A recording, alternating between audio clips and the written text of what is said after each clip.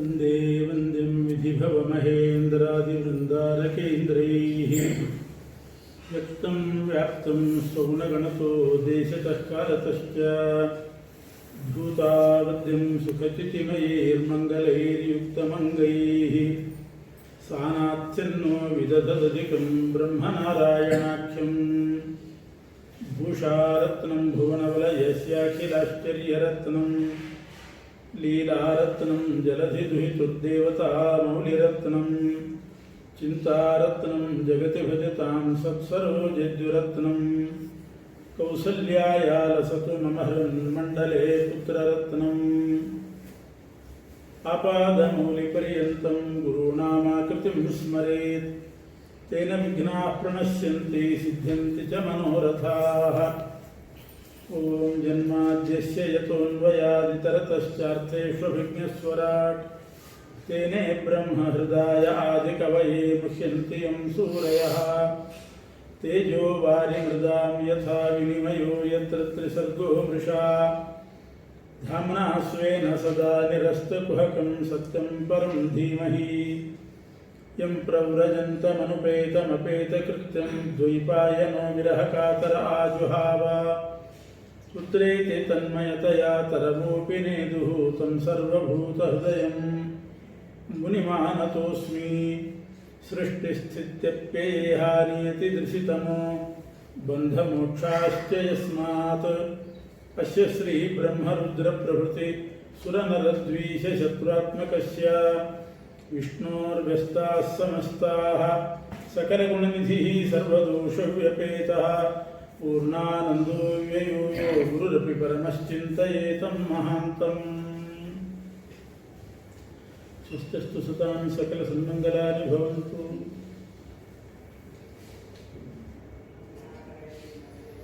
ಪರೀಕ್ಷಿತ್ ಮಹಾರಾಜನಿಗೆ ಶುಕಮುನಿಗಳು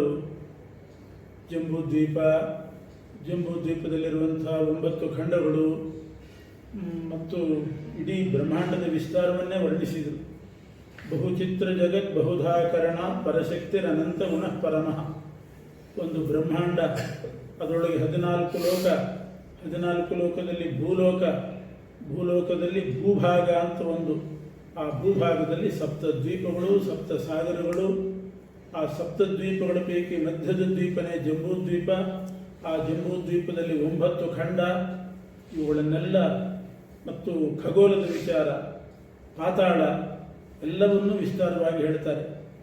ಆಗ ಪರೀಕ್ಷಿತ್ ರಾಜ ಕೇಳ್ತಾನೆ, ನರಕ ಎಲ್ಲಿದೆ ಅಂತ ಕೇಳಿ.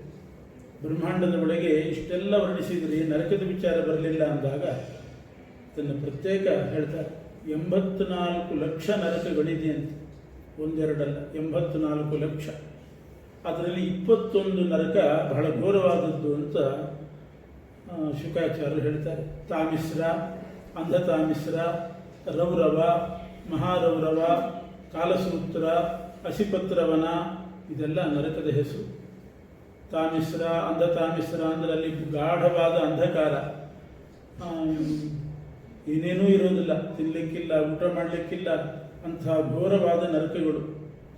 ಅಲ್ಲಿ ಸಿಗುವಂಥ ಯಾತನೆ, ಅದನ್ನೆಲ್ಲ ವರ್ಣಿಸಿ ಹೇಳಿದಾಗ ಪರೀಕ್ಷಿತ್ ರಾಜ ಬಹಳ ಭಯಗ್ರಸ್ತನಾಗಿ ಕೇಳ್ತಾನೆ, ಈ ಭೂಮಿಯಲ್ಲಿ ಬಂದು ಪಾಪ ಮಾಡಿದವರು ಆ ನರಕಕ್ಕೆ ಹೋಗಲೇಬೇಕಾ, ನರಕಕ್ಕೆ ಬೀಳಲೇಬೇಕಾ, ಅಥವಾ ಏನಾದರೂ ಉಪಾಯದಿಂದ ನರಕ ತಪ್ಪಿಸ್ಕೊಳ್ಬಹುದಾ? ಅದನ್ನೀಗ ದಯಮಾಡಿ ತಿಳಿಸ್ರಿ ಅಂತ ಕೇಳ್ತಾನೆ. ಬಹಳ ಒಳ್ಳೆಯ ಪ್ರಶ್ನೆ ಇದು. ಶುಕಾಚಾರ್ಯ ಹೇಳ್ತಾರೆ, ಈ ಭೂಲೋಕಕ್ಕೆ ಬಂದು ಪಾಪ ಮಾಡಿದವರಿಗೋಸ್ಕರ ಶಿಕ್ಷೆಗೆ ಅಂತ ನರಕಲೋಕ ಮಾಡಿರೋದು. ಕೆಲವರಿಗೆ ಇಹಲೋಕದಲ್ಲೇ ಆಗ್ತದೆ ಶಿಕ್ಷೆ, ಆಗದೇ ಇದ್ದವರಿಗೆ ಈ ದೇಹ ಅವಸಾನ ಆದಮೇಲೆ, ಈ ದೇಹ ಪರಿತ್ಯಾಗ ಆದಮೇಲೆ ನರಕದಲ್ಲಿ ಶಿಕ್ಷೆ. ಆದರೆ ಎಲ್ರಿಗೂ ಆಗುವುದಿಲ್ಲ. ಯಾರು ಪಾಪ ಮಾಡಿರ್ತಾರೋ ಅವರಿಗೆಲ್ಲ ನರಕ ಅಂತ ನಿಯಮ ಇಲ್ಲ. ಅದಕ್ಕೆ ಶುಕಾಚಾರ್ಯ ಕೊಡುವ ದೃಷ್ಟಾಂತ, ರೋಗ ಬಂದವರೆಲ್ಲ ಸಾಯಬೇಕು ಅಂತ ನಿಯಮ ಇಲ್ಲ. ರೋಗ ಬರ್ತದೆ, ಆದರೆ ಆ ರೋಗಕ್ಕೊಂದು ಚಿಕಿತ್ಸೆ ಅಂತ ಪರಮಾತ್ಮನೇ ಮಾಡಿದ್ದಾನೆ. ಸರಿಯಾದ ವೈದ್ಯರ ಹತ್ರ ಹೋಗಿ ಆ ರೋಗ ಯಾವ ಮಟ್ಟದಲ್ಲಿದೆ ಅಂತ ತಿಳ್ಕೊಂಡು, ರುಜಾಂ ಚಿಕಿತ್ಸಕ, ರೋಗದ ಔಷಧ ಕೊಡ್ತಕ್ಕಂಥವನು ಅದರ ಮಟ್ಟವನ್ನು ಪರೀಕ್ಷೆ ಮಾಡಿ ಔಷಧ ಕೊಟ್ಟರೆ ರೋಗ ವಾಸಿ ಆಗ್ತದೆ. ಅದರಂತೆ ಪಾಪ ಮಾಡಿದವರು ಯಾವ್ಯಾವ ಪಾಪ ತಾವು ಮಾಡಿದ್ದು ಅನ್ನೋದನ್ನು ಜ್ಞಾನಿಗಳಲ್ಲಿ ತಿಳಿಸಿ ಒಂದೊಂದು ಪಾಪಕ್ಕೆ ಒಂದೊಂದು ಪ್ರಾಯಶ್ಚಿತ್ತ ಇದೆ. ಹಾಗೆ ಒಂದೊಂದು ರೋಗಕ್ಕೆ ಒಂದೊಂದು ಔಷಧ ಇದೆಯೋ ಒಂದೊಂದು ಪಾಪಕ್ಕೆ ಒಂದೊಂದು ಪ್ರಾಯಶ್ಚಿತ್ತ ಅಂತ ಪ್ರಾಯಶ್ಚಿತ್ತ ಮಯೂಖ ಅಂತ ಒಂದು ದೊಡ್ಡ ಗ್ರಂಥವೇ ಇದೆ. ಯಾವ್ಯಾವ ಪಾಪಕ್ಕೆ ಏನೇನು ಪ್ರಾಯಶ್ಚಿತ್ತ ಅಂತ ಆ ಪ್ರಾಯಶ್ಚಿತ್ತ ಮಯೂಖ ಅನ್ನೋ ಗ್ರಂಥದಲ್ಲಿ ಹೇಳ್ತಾರೆ. ಹಾಗೆ ಅದನ್ನು ಜ್ಞಾನಿಗಳಿಂದ ತಿಳ್ಕೊಂಡು ಪ್ರಾಯಶ್ಚಿತ್ತ ಮಾಡಿದರೆ ಆ ಪಾಪ ಪರಿಹಾರ ಆಗ್ತದೆ. ಔಷಧದಿಂದ ರೋಗವಾಸಿ ಆಗುವಂತೆ ಪ್ರಾಯಶ್ಚಿತ್ತದಿಂದ ಪಾಪ ಪರಿಹಾರ ಆಗ್ತದೆ. ಪ್ರಾಯಶ್ಚಿತ್ತ ಅಂತ ಅದಕ್ಕೆ ಹೆಸರು. ಪ್ರಾಯ ಪಾಪಂ ಸಮುದ್ದಿಷ್ಟಂ ಚಿತ್ತಂ ತಸ್ಯ ವಿಶೋಧನಂ. ಪ್ರಾಯ ಅಂದರೆ ಪಾಪ, ಚಿತ್ತ ಅಂದರೆ ಶೋಧನೆ ಮಾಡೋದು, ಪ್ರಾಯಶ್ಚಿತ್ತ ಅಂದರೆ ಪಾಪವನ್ನು ಶೋಧನೆ ಮಾಡುವಂಥ ಕರ್ಮ, ಪಾಪವನ್ನು ತೊಳೆದುಹಾಕುವಂಥ ಕರ್ಮ. ಅದನ್ನು ತಿಳ್ಕೊಂಡು ಪ್ರಾಯಶ್ಚಿತ್ತ ಮಾಡಬೇಕು. ಆವಾಗ ಈ ನರಕದ ಭಯ ಇಲ್ಲ ಅಂತ ಹೇಳಿದರು. ಪರೀಕ್ಷಿತ್ ರಾಜ ಮತ್ತೆ ಕೇಳ್ತಾನೆ, ಪ್ರಾಯಶ್ಚಿತ್ತ ಮಾಡುವಾಗ ಸರಿಯಾಗಿ ಮಾಡಲಿಕ್ಕೆ ಆಗೋದಿಲ್ಲ ಯಾರಿಗೂ ಕೂಡ. ಯಾವುದಾದ್ರೂ ಒಂದು ಕರ್ಮ, ಅದು ಸತ್ಕರ್ಮ, ಧರ್ಮಕರ್ಮಗಳು, ಧರ್ಮ ಕಾರ್ಯ ಮಾಡ್ತೇವೆ ಅಂತ ಹೊರಟ್ರೆ ಮನುಷ್ಯರ ಸಾಮರ್ಥ್ಯ ಎಷ್ಟು? ದೇವತೆಗಳೇನಾದರೂ ಒಂದು ಧರ್ಮ ಕಾರ್ಯ ಮಾಡಲಿಕ್ಕೆ ಹೋದರೆ ಸಮಗ್ರಂ ದೇವಾಹ 100ಕ್ಕೆ 100 ಸರಿ ಮಾಡ್ತಾರಂತೆ ದೇವತೆಗಳು. ತದರ್ಥಂ ಋಷಯ ವಸಿಷ್ಠ ವಾಮದೇವಾದ ಋಷಿಗಳು ಮಾಡಿದರೆ ಅರ್ಧ ಸರಿಯಾಗ್ತದಂತೆ, ಅರ್ಧ ಲೋಪ ಆಗ್ತದಂತೆ ವಸಿಷ್ಠ ವಾಮದೇವಾದಿಗಳು ಮಾಡಿದರೆ. ಇನ್ನು ಮನುಷ್ಯರ ಸಾಮರ್ಥ್ಯ ಏನು ಅಂದರೆ ದಶಾಂಶತೋ ಮನುಷ್ಯಾಹ. ಏನಾದರೂ ಒಂದು ಕರ್ಮ ಮಾಡಲಿಕ್ಕೆ ಹೋದರೆ 90 ಲೋಪ ಆಗಿ 10 ಭಾಗ ಮಾತ್ರ ಸರಿಯಾಗುತ್ತೆ. ಇದು ಮನುಷ್ಯರ ಕೆಪಾಸಿಟಿನೇ ಅಷ್ಟು, ಅದಕ್ಕಿಂತ ಹೆಚ್ಚು ಮಾಡಲಿಕ್ಕೆ ಆಗೋದಿಲ್ಲ. ಪರೀಕ್ಷಿತ್ ರಾಜ ಕೇಳ್ತಾನೆ, ನಾವು ಮಾಡಿದ ಪಾಪಕ್ಕೆ ಪ್ರಾಯಶ್ಚಿತ್ತವಾಗಿ ಕರ್ಮ ಮಾಡಬೇಕು ಅಂತ ಹೇಳ್ತೀರಿ, ಆ ಕರ್ಮ ಪರಿಪೂರ್ಣವಾಗಿ ಮಾಡಲಿಕ್ಕೆ ಆಗೋದು. ಬೇಕಾದಷ್ಟು ದೊಡ್ಡ ದೊಡ್ಡ ಪಾಪಗಳಿಗೆಲ್ಲ ಪ್ರಾಯಶ್ಚಿತ್ತ ಉಂಟು. ಬ್ರಹ್ಮಾವಧಾತ್ ಸುರಹಾಪಾನಾತ್ ಸ್ವರ್ಣಸ್ತೇಯಾತ್ ವೃಷಲಿಗಮನ ಮೈಥುನ ಸಂಗಮಾತ್ ಪಾಪೇಭ್ಯಶ್ಚ ಪ್ರತಿಗ್ರಹಾತ್ ಸದ್ಯ ಪ್ರಹರತೆ ಸರ್ವ ದುಷ್ಕೃತಂ ತತ್ವಾವಮಾನಿಭಿರಹಂ ಪೂನಾಮಿ ದಶೋತ್ತರಾಂಡ್ರಚಾಂಶ್ಚೈವ ಪಾವಮಾನಿ ಶತಾನಿ ಷಟ್ ಏತಜ್ಜುಹ್ವಂಜಪೇನ್ಮಂತ್ರಂ ಘೋರ ಮೃತ್ಯು ಭಯಂ ಹಾರೇ. 610 ಮಂತ್ರಗಳು ಸಹ ವೇದದಲ್ಲಿ 610 ಮಂತ್ರ ಇದೆ. ಪವಮಾನ ಸೂಕ್ತ ಅಂತ ಅದನ್ನು ಪಾರಾಯಣ ಮಾಡಿದರೆ, ಆ ಪವಮಾನ ಮಂತ್ರಗಳಿಂದ ಹೋಮ ಮಾಡಿದರೆ ಎಂಥೆಂಥ ಪಾಪ ಪರಿಹಾರ ಆಗ್ತದೆ. ಬ್ರಹ್ಮವಧ ಬ್ರಹ್ಮಹತ್ಯ, ಸುರಾಪಾನ, ಸುವರ್ಣಸ್ತೇಯ ಬಂಗಾರ ಕದ್ರೆ, ಋಷಲಿ ಗಮನ ಮೈಥುನ ಸಂಗಮ, ಅಗಮ್ಯಾಗಮನ, ಯಾವ ಸಂಪರ್ಕ ಮಾಡಿಕೊಡುದೋ ಅಂಥ ಸಂಪರ್ಕದಿಂದ ಬರುವಂಥ ಪಾಪಗಳು ಇವೆಲ್ಲ ಪಾಪ ಪರಿಹಾರ ಆಗ್ತದೆ. ಅಷ್ಟೇ ಅಲ್ಲ, ಎಷ್ಟು ಪುಣ್ಯ ಬರ್ತದೆ. ಸಪ್ತ ಜನ್ಮಭಾವೇ ದ್ವಿಪ್ರಹ. ಒಂದು ಸಲ ಪವಮಾನ ಪಾರಾಯಣ ಮಾಡಿದರೆ 7 ಜನ್ಮ ಕಂಟಿನ್ಯೂಸ್ ಆಗಿ ಬ್ರಾಹ್ಮಣ ಜನ್ಮ ಬರ್ತದೆ. ಸಪ್ತ ಜನ್ಮಭಾವೇ ದ್ವಿಪ್ರೋ, ಅದು ಬರೇ ಒಂದೂರಿನಲ್ಲಿ ಒಬ್ಬ ಬಡ ಬ್ರಾಹ್ಮಣನಿದ್ದ ಅಂತ ಹೇಳ್ತಾರಲ್ಲ, ಹಾಗಲ್ಲ. ಧನಾಢ್ಯೋ ವೇದಪಾರಗ, ಧನಾಢ್ಯನಾಗಿ ವೇದಪಾರಂಗತನಾಗಿ ಬ್ರಾಹ್ಮಣನಾಗಿ ಹುಟ್ಟುತ್ತಾನೆ. ಒಂದು ಸಲ ಪವಮಾನ ಹೋಮ, ಒಂದು ಪವಮಾನ ಸೂಕ್ತ ಪಾರಾಯಣ ಮಾಡಿದ್ರು. ಇಂತಿಂಥ ಪ್ರಾಯಶ್ಚಿತ್ತಗಳೆಲ್ಲ ಇದೆ, ಅದನ್ನು ಮಾಡಬಹುದು. ಆದರೆ ಎಷ್ಟು ಮಾಡಿದರೂ ಕೂಡ ದಶಾಂಶ ಆಗ್ತದೆ, 10 ಭಾಗ ಮಾತ್ರ ಆಗುತ್ತೆ. 90 ಪಾಲು ಲೋಪ. ಆ 90 ಅಂಶ ಲೋಪ ಆಯಿತು ಅಂತ ಮತ್ತೊಂದು ಕರ್ಮ ಪ್ರಾಯಶ್ಚಿತ್ತ ಮಾಡಲಿಕ್ಕೆ ಹೋದರೆ ಅದರಲ್ಲಿ 90 ಅಂಶ ಲೋಪ, 10 ಅಂಶ ಸರಿ ಆಗ್ತದೆ. ಆ ಪ್ರಾಯಶ್ಚಿತ್ತಕ್ಕೆ ಇನ್ನೊಂದು ಮಾಡಿದರೆ ಅದರಲ್ಲಿ 90 ಅಂಶ ಲೋಪ. ಅದು ಲೋಪ ಆಯಿತು ಅಂತ ಮತ್ತೊಂದು ಮಾಡಿದರೆ ಅದರಲ್ಲಿ 90 ಅಂಶ ಲೋಪ.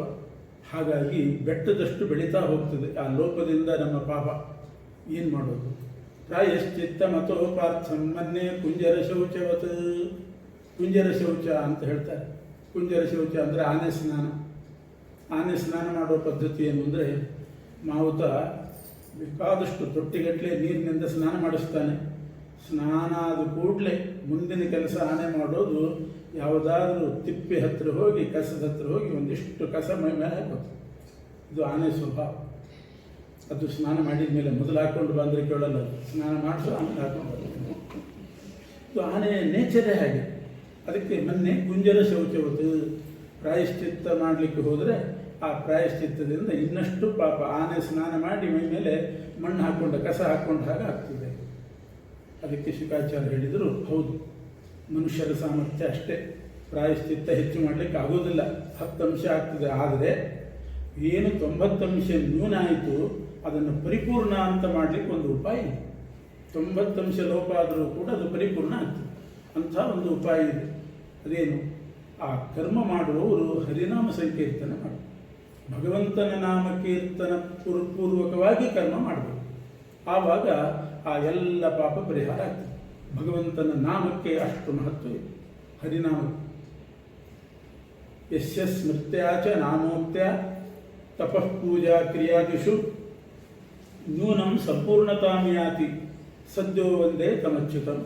ಮಂತ್ರಹೀನಂ ಕ್ರಿಯಾಹೀನಂ ಭಕ್ತಿಹೀನಂ ಎಲ್ಲ ಸರ್ವಹೀನಂ, ಎಲ್ಲವೂ ಹೀನವೇ ಆಗಿರ್ತದೆ. ಮಂತ್ರಹೀನಂ ಕ್ರಿಯಾಹೀನಂ ಸರ್ವಹೀನಂ ರಮಾಪತೆ ಯತ್ಕೃತಂತು ಮಯಾ ದೇವ ಪರಿಪೂರ್ಣಂ ತದಸ್ತು.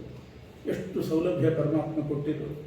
ನಿಮ್ಮ ಮಂತ್ರಲೋಪ ಆಗಲಿ, ಕ್ರಿಯಾಲೋಪ, ತಂತ್ರಲೋಪ, ಸ್ವರಲೋಪ, ವರ್ಣಲೋಪ ಏನಾದರೂ ಕೂಡ ನಾಮ ಸಂಕೀರ್ತನೆ ಒಂದು ಮಾಡಿಬಿಟ್ರೆ ಸರ್ವಂ ಪರಿಪೂರ್ಣಮಸ್ತು, ಎಲ್ಲ ಪರಿಪೂರ್ಣ ಆಗ್ತದೆ. ಮಂತ್ರತಃ ತಂತ್ರತಶ್ಛಿದ್ರಂ ಸ್ವರತೋ ವರ್ಣತೋಪಿವ ಸರ್ವಂ ಕರೋತಿ ನಿಶ್ಚಿದ್ರಂ ನಾಮ ಸಂಕೀರ್ತನಂ ಹರೇ.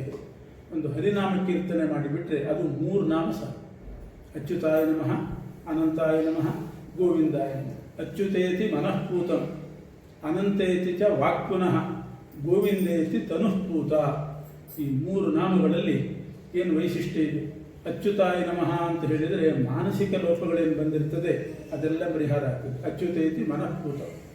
ಯಾಕೆಂದರೆ ಕರ್ಮ ಮಾಡುವಾಗ ಮನಸ್ಸು ಎಲ್ಲೆಲ್ಲೋ ಹೋಗಿರ್ತದೆ. ಪಾರಾಯಣ ಮಾಡ್ತಾ ಇರ್ತೀವಿ, ಮನಸ್ಸೆಲ್ಲೋ ಇರ್ತದೆ. ಅಂಥ ಮಾನಸಿಕ ಲೋಪ ಎಲ್ಲ ಪರಿಹಾರ ಮಾಡುವುದು ಅಚ್ಯುತ ನಾಮ. ಅಚ್ಯುತೇತಿ ಅನಂತೇತಿ ಚ ವಾಕ್ಪುನಃ. ಅನಂತನಾಮ ಕೀರ್ತನೆ ಮಾಡಿದರೆ ಬಾಯಿಯಿಂದ ಏನಾದರೂ ಹೆಚ್ಚು ಕಡಿಮೆ ತಪ್ಪುಗಳಾಗಿರ್ತದೆ, ಅಕ್ಷರಗಳು ವ್ಯತ್ಯಾಸ ಆಗಿರ್ತದೆ, ಅದೆಲ್ಲ ಪರಿಹಾರ ಆಗ್ತದೆ. ಅನಂತಾಯ ನಮಃ. ಗೋವಿಂದಾಯ ನಮಃ ಅನ್ನುವಾಗ ಗೋವಿಂದೇತಿ ತನುಃಪೂತ. ಎಷ್ಟು ನಾವು ಮಡಿ ಅಂತ ಮಾಡ್ಕೊಳ್ಳಿಕ್ಕೆ ಹೋದರೂ ಕೂಡ ಇಲ್ಲೋ ಮೈಲಿಗೆ ಆಗಿರ್ತದೆ. ಈ ಕಲಿಕಾಲವೇ ಹಾಗೆ, ಕಲಿಯ ಪ್ರಭಾವನೆ ಹಾಗೆ. ದೇಹದಲ್ಲಿ ಎಲ್ಲೋ ಒಂದು ಕಡೆ ಅಶುದ್ಧಿ ಆಗಿರ್ತದೆ, ಏನೋ ಒಂದು ಯಾವುದೋ ತುಳಿದಿರ್ತೇವೆ, ಯಾವುದೋ ದಾರ ಮತ್ತೊಂದು ಅಶುದ್ಧಿ ಆಗಿರ್ತದೆ, ಗೊತ್ತಾಗೋದಿಲ್ಲ. ಅದೆಲ್ಲ ಪರಿಹಾರ ಆಗುತ್ತೆ ಗೋವಿಂದ ನಾಮ. ಅದಕ್ಕೊಬ್ಬರು ತಮಾಷೆಗೆ ಹೇಳ್ತಾ ಇದ್ರು, ಕಲಿಯುಗದಲ್ಲಿ ಮಡಿ ಅಂದರೆ ಏನು? ಮೈಲಿಗೆ ಆದದ್ದು ಗೊತ್ತಾಗದೇ ಇರೋದೇ ಮಡಿ. ಮೈಲಿಗೆ ಆದದ್ದು ಗಮನಕ್ಕೆ ಬರದೇ ಇದ್ದರೆ ಅದು ಮಡಿ ಅಷ್ಟೇ. ಗಮನಕ್ಕೆ ಅದು ಹಾಗೆ ಆಗ್ತದೆ, ಮೈಲಿಗೆ ಹಾಗೆ ಗಮನಕ್ಕೆ ಬಂದಿರೋದಿಲ್ಲ ಅಷ್ಟೇ ಬರ್ತದೆ. ಹೀಗೆ ಈ 3 ಮನಸ್ಸು, ವಾಕ್, ದೇಹ, ಈ 3ರಿಂದ ನಮ್ಮದೇನು ಲೋಪದೋಷಗಳಾಗಿದ್ದರೂ ಅದು ಪರಿಹಾರ ಆಗಲಿಕ್ಕೆ ಅಚ್ಯುತಾಯ ನಮಃ, ಅನಂತಾಯ ನಮಃ, ಗೋವಿಂದಾಯ ನಮಃ ಈ ಮಂತ್ರ ಕೀರ್ತನೆ ಮಾಡಿದರೆ ಆವಾಗ ಎಲ್ಲ ಪರಿಪೂರ್ಣ. ಇಂಥ ಒಂದು ಸೌಲಭ್ಯ ಭಗವಂತ ಕೊಟ್ಟಿದ್ದಾನೆ. ಬೇರೆ ಎಲ್ಲೂ ಈ ಸೌಲಭ್ಯ. ಏನಾದರೂ ನಾವು ನ್ಯೂನತೆ ಮಾಡಿದ್ವಿ, ಕರ್ಮದಲ್ಲಿ ನ್ಯೂನ ಆಯಿತು ಅಂತಂದರೆ ಆವಾಗ ನಮಗೆ ಕೊಡುವಂಥ ಸಂಬಳದಲ್ಲಿ ನ್ಯೂನತೆ ಮಾಡ್ತಾರೆ ರಾಜರು. ಆದರೆ ಪರಮಾತ್ಮ ಹಾಗಲ್ಲ. ಅವನ ಪ್ರೀತ್ಯರ್ಥವಾಗಿ ಕರ್ಮ ಮಾಡುವಾಗ ಸರ್ವಂ ನ್ಯೂನಂ, ಎಲ್ಲ ನ್ಯೂನ ಆಗಿದ್ದರೂ ಕೂಡ ಸಂಪೂರ್ಣ ವಸ್ತು ಅಂತ ಅಂತೆ ಪರಮಾತ್ಮ. ಸಂಪೂರ್ಣ ಆಯಿತು ಅಂತ ಸ್ವೀಕಾರ ಮಾಡ್ತಾರೆ. ಇಷ್ಟು ಸೌಲಭ್ಯ. ಹಾಗಾಗಿ ಪರೀಕ್ಷಿತ್ ರಾಜ, ನೀನು ಹೆದರಬೇಕಾಗಿಲ್ಲ, ನರಕದ ವರ್ಣನೆ ಕೇಳಿ ಭಯಪಡಬೇಕಾಗಿಲ್ಲ. ನರಕದಿಂದ ತಪ್ಪಿಸ್ಕೊಳ್ಳಿಕ್ಕೆ ಹರಿನಾಮ ಸಂಕೀರ್ತನೆ. ಅದಕ್ಕೊಂದು ದೃಷ್ಟಾಂತ ಹೇಳ್ತೇನೆ ಅಂತ ಅಜಾಮಿಳನ ಕಥೆ ಹೇಳಿದ್ದಾರೆ. ಅಜಾಮಿಳ ಒಂದು ಒಳ್ಳೆಯ ಬ್ರಾಹ್ಮಣ, ಕಾನ್ಯಕುಬ್ಜ ದೇಶದ ಒಬ್ಬ ಸದ್ಬ್ರಾಹ್ಮಣ. ಯಾವುದೋ ವಿಷಯಗಳಿಗೆ ಭ್ರಷ್ಟನಾದ. ಮದುವೆ ಮಾಡಿಕೊಂಡ ಹೆಂಡತಿಯನ್ನು ಬಿಟ್ಟು ಯಾರೋ ದಾಸಿ ಸಂಸರ್ಗದಲ್ಲಿದ್ದು ಅವಳಲ್ಲಿ 10 ಮಕ್ಕಳನ್ನು ಪಡೆಯುವಷ್ಟು ಪಾಪ ಮಾಡಿದ. ಅಷ್ಟು ದೀರ್ಘಕಾಲ ಪತ್ನಿಯನ್ನು ಬಿಟ್ಟ, ತಂದೆ ತಾಯಿಗಳನ್ನು ಬಿಟ್ಟ, ಕರ್ಮ ಬಿಟ್ಟ, ಎಲ್ಲ ಬಿಟ್ಟು ಭ್ರಷ್ಟನಾಗಿದ್ದ. ಕೊನೆಯ ಗಳಿಗೆಯಲ್ಲಿ ಅವನ ಆಯುಷ್ಯ ಮುಗಿದಾಗ ಯಮದೂತರು ಬಂದರು. ಅವರನ್ನು ನೋಡಿ ಭಯಗ್ರಸ್ತನಾಗಿ ನಾರಾಯಣ ಅಂತ ಕೂಗಿದ. ಆದರೆ ಆ ನಾರಾಯಣ ಅಂತ ಅವನು ಕೂಗಿದ್ಯಾರನ್ನ ಅಂದರೆ ಆ ದಾಸಿಯಲ್ಲಿ ಹುಟ್ಟಿದ 10 ಮಕ್ಕಳಲ್ಲಿ ಕೊನೆಯ ಮಗನ ಹೆಸರು ನಾರಾಯಣ, ಅವನನ್ನು ಕೂಗಿದ್ದು. ಆದರೆ ಅಜಾಮಿಳ ನಾರಾಯಣ ಅಂತ ಕೂಗುವಾಗ ಅದು ದೇವರ ಹೆಸರಾದ್ದರಿಂದ ದೈವವಶಾತ್ ದೇವರ ನೆನಪು ಬಂತು. ಅದಕ್ಕೆ ದೇವರ ಹೆಸರು ಮಕ್ಕಳಿಗೆ ಇಡೋದು. ಅಕಸ್ಮಾತ್ ಒಂದೊಂದು ಬಾರಿ ಆ ಹೆಸರು ಕರೆಯುವಾಗ ದೇವರ ನೆನಪು ಬರ್ತದಂತೆ. ಅಜಾಮಿಳನಿಗೆ ದೈವವಶಾತ್ ಭಗವಂತನ ಸ್ಮರಣೆ ಬಂತು. ಕೂಡಲೇ ವಿಷ್ಣುದೂತರು ಬಂದು ಯಮದೂತರನ್ನು ಓಡಿಸ್ತಾರೆ. ಅವರು ಅಷ್ಟೊತ್ತಿಗೆ ಅಜಾಮಿಳನ ಕುತ್ತಿಗೆಗೆ ಹಗ್ಗ ಹಾಕಿ ಹೇಳ್ಕೊಂಡು ಹೋಗ್ಲಿಕ್ಕೆ ಸಿದ್ಧರಾಗಿದ್ದರು. ವಾದ ನಡೀತಂತೆ. ವಿಷ್ಣುದೂತರಿಗೂ ಯಮದೂತರಿಗೂ ವಾದ. ನರಕಕ್ಕೆ ಕರ್ಕೊಂಡು ಹೋಗಬೇಕು ಅಂತ ಯಮದೂತರು, ಇಲ್ಲ ನಾರಾಯಣ ಸಂಕೀರ್ತನೆ ಮಾಡಿದ್ದಾನೆ ಅಂತ ವಿಷ್ಣುದೂತರು, ಇವನ ನರಕಕ್ಕೆ ಒಯ್ಯಬೇಡಿ ಅಂತ ಅವರು ವಾದ ನಡೀತು. ಕೊನೆಗೆ ಯಮದೂತರು ಹೇಳಿದರು, ಸಾವಿರಾರು ಪಾಪ ಮಾಡಿದ್ದಾನೆ, ಒಂದಲ್ಲ ಎರಡಲ್ಲ, ಸಹಸ್ರಾರು ಪಾಪ ಮಾಡಿದ್ದಾನೆ. ಈಗ ಮಾತ್ರ ಒಂದು ನಾಮ ಹೇಳಿದ್ದಾನಷ್ಟೇ, ನಾರಾಯಣ ಅಂತ. ಸಹಸ್ರಾರು ಪಾಪ ಮಾಡಿ ಒಂದು ನಾರಾಯಣ ಅಂತ ಹೇಳಿದ ಕೂಡಲೇ ಹೇಗೆ ಬಿಡ್ಲಿಕ್ಕೆ ಸಾಧ್ಯ? ವಿಷ್ಣುದೂತರು ಹೇಳ್ತಾರೆ, ಒಂದು ಮರದಲ್ಲಿ 1000 ಕಾಗೆ ಕೂತಿರ್ತದೆ. 1000 ಕಾಗೆಗಳನ್ನು ಓಡಿಸಲಿಕ್ಕೆ ಯಾರು 1000 ಕಲ್ಲು ಎಸೆಯುವುದಿಲ್ಲ. ಒಂದು ಕಲ್ಲು ಬಿಸಾಡಿದರೆ ಸಾಕು, 1000 ಕಾಗೆ ಹಾರಿ ಹೋಗ್ತದೆ. 100 ಜನ ಸ್ಟ್ರೈಕ್ ಮಾಡಲಿಕ್ಕೆ ಸೇರ್ಕೊಂಡಿರ್ತಾರೆ. ಒಂದು ಗುಂಡು ಹಾರಿಸಿದ್ರೆ ಸಾಕು, ಅದು ಆಕಾಶಕ್ಕೆ ಹಾರಿಸಿದರೂ ಸಾಕು, ಎಲ್ಲ ಚೆದರಿ ಓಡಿ ಹೋಗ್ತಾರೆ. ಅದರಂತೆ ದೇಹ ಅನ್ನುವ ವೃಕ್ಷದಲ್ಲಿ ಸಹಸ್ರಾರು ಪಾಪಪಕ್ಷಗಳು ಕೂತಿದ್ರೂ ಕೂಡ ಒಂದು ನಾಮ ಅದು ಭಕ್ತಿಯಿಂದ ಶ್ರದ್ಧೆಯಿಂದ ಹೇಳಿದರೆ ಅಷ್ಟೂ ಪಾಪಪಕ್ಷಗಳು ಹಾರಿ ಹೋಗ್ತವೆ. ಅದರಿಂದ ನಾರಾಯಣ ನಾಮ ಹೇಳಿದ್ದಾನೆ, ಅವನ ಎಲ್ಲ ಪಾಪಗಳು ಪಕ್ಷಗಳು ಹಾರಿ ಹೋಗಿದೆ, ಪರಿಶುದ್ಧನಾಗಿದ್ದಾನೆ. ನಾವು ಬಿಡೋದಿಲ್ಲ. ವಿಷ್ಣುದೂತರು ಬಿಡಲಿಲ್ಲ. ಕೊನೆಗೆ ಯಮದೂತರು ಹಗ್ಗ ಹಿಡ್ಕೊಂಡು ಹೇಳ್ಕೊಂಡು ಹೋಗುವಾಗ ಹಗ್ಗ ತುಂಡು ಮಾಡಿ ಕಳಿಸಿದರು. ತುಂಡು ಹಗ್ಗ ಹಿಡ್ಕೊಂಡು ಯಮದೂತರು ಹೋಗ್ತಾರೆ. ಹೋಗಿ ಯಮನ ಹತ್ರ ಹೇಳಿದರು, ಇವತ್ತು ಇಂಥ ಪರಿಸ್ಥಿತಿ, ನಮ್ಮದು ಗಿರಾಕಿನೂ ಹೋಯಿತು, ಹಗ್ಗನೂ ಹೋಯಿತು ಅಂದರು. ಅವನೂ ಸಿಗಲಿಲ್ಲ, ಹಗ್ಗನೂ ತುಂಡಾಗಿ ಹೋಯಿತು. ಇನ್ನೂ ಸ್ವಲ್ಪ ಇದ್ದರೆ ನಮ್ಮದು ಕೈ ಕಾಲು ತುಂಡಾಗ್ತಿತ್ತು ಅಂತ. ಆಗ ಯಮದೇವರು ಹೇಳ್ತಾರೆ, ನೀವು ಯಾಕೆ ಹೋದ್ರಿ ಅವನ ಹತ್ರ? ಅಜಾಮಿಳನ ಬಳಿ ಯಾಕೆ ಹೋದ್ರಿ? ಬೇಕಾದಷ್ಟು ಪಾಪ ಮಾಡಿದರು, ನಾರಾಯಣ ಅಂತ ಹೇಳಿದ್ನಲ್ಲ, ನೀವು ಹೋದದ್ದು ತಪ್ಪಾಯಿತು. ನಾನು ಮೊದಲು ದೇವರ ಹತ್ರ ಕ್ಷಮೆ ಕೇಳ್ತೇನೆ ಅಂತ ತನ್ನ ದೂತರು ಮಾಡಿದ ತಪ್ಪಿಗೆ ಯಮದೇವರು ಕ್ಷಮೆ ಕೇಳ್ತಾರಂತೆ ರಾಮದೇವರ ಹತ್ರ. ಯಮನ ಉಪಾಸ್ಯ ಮೂರ್ತಿ ರಾಮದೇವರ ಹತ್ರ ಕ್ಷಮೆ ಕೇಳ್ತಾರೆ. ತತ್ಕ್ಷಮ್ಯತಾಂಸ ಭಗವಾನ್ ಪುರುಷ ಪುರಾಣ ನಾರಾಯಣ. ಆ ಭಗವಂತ ಕ್ಷಮಿಸಲಿ ಅಂತ ಕ್ಷಮೆ ಕೇಳ್ತಾರೆ. ಆಮೇಲೆ ಎಲ್ಲ ದೂತರನ್ನು ಸೇರಿಸಿ ಯಮದೇವರು ಅವರಿಗೊಂದು ಬುದ್ಧಿವಾದ ಹೇಳ್ತಾರೆ. ಯಮಗೀತ ಅಂತಾರೆ ಅದನ್ನು. ಏನು ಬುದ್ಧಿವಾದ ಹೇಳಿದರು? ನೋಡಿ, ಆಯುಷ್ಯ ಮುಗಿದಿದೆ ಅಂತ ನೀವು ಇದ್ದವರ ಮನೆಗೆಲ್ಲ ಹೋಗಬೇಡಿ. ಯಾರನ್ನು ತರಬೇಕು ನರಕಕ್ಕೆ, ಯಾರನ್ನು ಬಿಡಬೇಕು ಅನ್ನೋದಕ್ಕೆ ಸ್ಪಷ್ಟ ಕಲ್ಪನೆ ಕೊಡ್ತೇನೆ, ಅದನ್ನೇ ನೆನಪಿಟ್ಕೊಳ್ಳಿ. ಜಿಹ್ವಾನ ಭಕ್ತಿ ಭಗವದ್ಗುಣ ನಾಮಧೇಯಂ ಚೇತಶ್ಚ ನ ಸ್ಮರತಿ ತಚ್ಚರಣಾರವಿಂದಂ ಕೃಷ್ಣಾಯ ನೋ ನಮತಿ ಯಚ್ಛಿರಯೇ ಕದಾಪಿ ತಾನಾನ ಯಧ್ವಮಸತೋ ಕೃತ ವಿಷ್ಣು ಕೃತ್ಯಾನ್. ಯಾರ ನಾಲಿಗೆ ಹರಿನಾಮ ಕೀರ್ತನೆ ಮಾಡಿಲ್ಲ, ಯಾರ ತಲೆ ಯಾರ್ಯಾರ ಮುಂದೋ ಬಗ್ಗಿರ್ತದೆ, ದೇವರ ಮುಂದೆ, ಭಗವಂತನ ಮುಂದೆ, ಭಾಗವತರ ಮುಂದೆ ಯಾರ ಶಿರ ಬಾಗೋದಿಲ್ಲ, ಯಾರ ಮನಸ್ಸು ಏನೇನೋ ಯೋಚನೆ ಮಾಡ್ತದೆ, ಆದರೆ ಭಗವಂತನ ಗುಣಗಳನ್ನು, ಭಗವಂತನ ಅವತಾರಗಳನ್ನು ಯಾರ ಮನಸ್ಸು ಚಿಂತಿಸೋದಿಲ್ಲ, ಯಾರು ಸಂಪಾದನೆ ಮಾಡಿದ ಹಣ, ಯಾರ ದ್ರವ್ಯ ಯಾವುದ್ಯಾವುದಕ್ಕೂ ಖರ್ಚಾಗ್ತದೆ, ಭಗವಂತನ ಪ್ರೀತಿಗಾಗಿ ಯಾರ ದ್ರವ್ಯ ವಿನಿಯೋಗ ಆಗೋದಿಲ್ಲ, ಅವರನ್ನು ತಗೊಂಡು ಬಂತು. ಈಗ 4 ಹೇಳಿದ್ರು. ಜಿಹ್ವಾ ನವಕ್ತಿ ಭಗವದ್ಗುಣ ನಾಮಧೇಯಂ. ಯಾರ ನಾಲಿಗೆ ಭಗವಂತನ ಕೀರ್ತನೆ ಮಾಡೋದಿಲ್ಲ, ಯಾರ ಶಿರ ಭಗವಂತನಿಗೆ ಬಗ್ಗೋದಿಲ್ಲ, ಯಾರ ಮನಸ್ಸು ಭಗವಂತನ ಗುಣಚಿಂತನೆ ಮಾಡೋದಿಲ್ಲ, ಯಾರ ದ್ರವ್ಯ ದೇವರಿಗೆ ವಿನಿಯೋಗ ಆಗೋದಿಲ್ಲ, ಅಂಥವರನ್ನು ತಂದೆ. ದೊಡ್ಡ ಪಾಪ ಮಾಡಿದರೆ ಅಂತ ಕೇಳಿದರು ಯಮದೂತರು. ದೊಡ್ಡ ಪಾಪ ಮಾಡಿರ್ತಾರೆ. ಎಷ್ಟು ದೊಡ್ಡ ಪಾಪ ಮಾಡಿದರೂ ಕೂಡ ಅವರನ್ನು ಬಿಡಬೇಕು. ಯಾವಾಗ? ಕಮಲ ನಯನ ವಾಸುದೇವ ವಿಷ್ಣು ಧರಣಿಧರಾಚ್ಯುತ ಶಂಖ ಚಕ್ರಪಾಣಿ ಭವಶರಣಮಿತಿ ಹಿರಯಂತಿ ವೈ ತ್ಯಜ ಭಟ ದೂರತರೇಣ ತಾನ ಪಾಪಾನ್. ಯಮದೇವರು ಹೇಳಿದ ಮಾತು. ಯಾರು ಎಷ್ಟು ದೊಡ್ಡ ಪಾಪ ಮಾಡಿದರೂ ಪಶ್ಚಾತ್ತಾಪದಿಂದ ನೊಂದು ಕಮಲನಯನ ವಾಸುದೇವ ವಿಷ್ಣು ಧರಣಿಧರ ಅಚ್ಯುತ ಶಂಖಚಕ್ರಪಾಣೆ ಅಂತ ಕೂಗಿ ಕರೆದಿರ್ತಾರೆ ಭಗವಂತನನ್ನ. ತ್ಯಜ ಭಟ ದೂರತರೇಣ ತಾನ ಪಾಪಾನ್. ಅವರು ಪಾಪಿಷ್ಠರಲ್ಲ, ಬಾಯಿಯಲ್ಲಿ ಹರಿನಾಮ ಕೀರ್ತನೆ ಮಾಡಿರ್ತಾರೆ. ಕಮಲನಯನ ವಾಸುದೇವ ವಿಷ್ಣು ಧರಣಿಧರ ಅಚ್ಯುತ ಶಂಖಚಕ್ರಪಾಣೆ ಅಂತ ಮೈ ಮರೆತು ಭಗವಂತನನ್ನು ಕೂಗಿರ್ತಾರೆ. ಅಂಥವ್ರನ್ನ ತರಬೇಡಿ ನನ್ನ ಲೋಕಕ್ಕೆ ಅಂತ ಯಮದೇವರೇ ಹೇಳಿದ್ದಾರೆ. ಅಷ್ಟು ಹೇಳಿದರೂ ಇವತ್ತಿಗೂ ಕೂಡ ಯಮನದ್ದೊಂದು ಪದ್ಧತಿಯಂತೆ. ಯಾರಾದರೂ ತನ್ನ ದೂತರು ಹಗ್ಗೆ ಹಿಡ್ಕೊಂಡು ಹೊರಡ್ತಾರೆ. ಇಂತಿಂಥವರ ಆಯುಷ್ಯ ಮುಗಿದಿದೆ ಅಂತ ಹೊರಟ ಕೂಡಲೇ ಯಾವ ಕೆಲಸದಲ್ಲಿದ್ದರೂ ಯಮ ಓಡಿ ಬಂದು ಆ ದೂತರನ್ನ ನಿಲ್ಲಿಸಿ ಎಲ್ಲಿ ಹೋಗ್ತೀರಿ ಅಂತ ಕೇಳ್ತಾನೆ. ಎಲ್ಲಿ ಹೋಗ್ತಾ ಇದ್ದೀರಿ? ಅವರು ಅಡ್ರೆಸ್ ಹೇಳ್ತಾರೆ, ಇಂಥ ಬೀದಿ, ಹೌಸ್ ನಂಬರು, ಅವರ ಆಯುಷ್ಯ ಮುಗಿದಿದೆ ಅಂತ. ಯಮ ಹೇಳ್ತಾನಂತೆ, ನೇರ ಅವ್ರ ಮನೆಗೆ ಹೋಗಬೇಡಿ, ಮೊದಲು ಪಕ್ಕದ ಮನೆಗೆ ಹೋಗಿ ಅಂತಾನೆ. ಯಾಕೆ ಪಕ್ಕದ ಮನೆಗೆ ಯಾಕೆ ಅಂದರೆ ಅವ್ರ ಹತ್ರ ವಿಚಾರಿಸ್ರಿ. ನಿಮ್ಮ ಪಕ್ಕದ ಮನೆಯವರು ಜೀವಮಾನದಲ್ಲಿ ಒಂದು ಸಲವಾದರೂ ಭಾಗವತ ಕೇಳಿದ್ದಾರಾ ಅಂತ ವಿಚಾರಿಸ್ರಿ. ಕೇಳಿದ್ದಾರೆ ಅಂತ ಗೊತ್ತಾದರೆ ಬಿಟ್ಟುಬಿಡಿ. ಅವನನ್ನೇ ಕೇಳಲಿಕ್ಕೆ ಹೋದರೆ ಅವ್ನಿಗೆ ಹೇಳಲಿಕ್ಕೆ ಆಗೋದಿಲ್ಲ, ಆ ವಿಷಯ ಮುಗಿದೋಗಿರ್ತದೆ, ಏನೋ ಬೇಬೆ ಅಂತಾನೆ. ಇಲ್ಲ ಅಂತ ನೀವು ಅರ್ಥ ಮಾಡ್ಕೊಳ್ಳೋದು. ಅದಕ್ಕೆ ಮತ್ತೊಬ್ಬರನ್ನ ವಿಚಾರಿಸ್ರಿ. ಅವರೇನಾದರೂ ಭಾಗವತಾದಿ ಶ್ರವಣ ಮಾಡಿದ್ದಾರೆ ಅಂತ ಗೊತ್ತಾದರೆ ಬಿಟ್ಟುಬಿಡಿ. ಇದನ್ನು ಯಮದೇವರು ಇವತ್ತಿಗೂ ಪದ್ಧತಿ.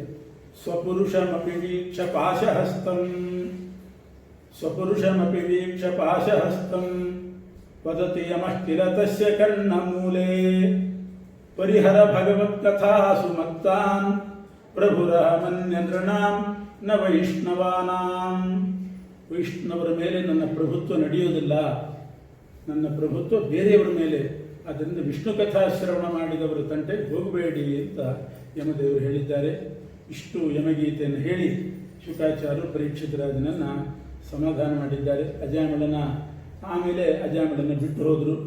ಅಜಾಮಿಳ ಇದೊಂದು ದೃಶ್ಯ ಆಯಿತು ಅವನಿಗೆ.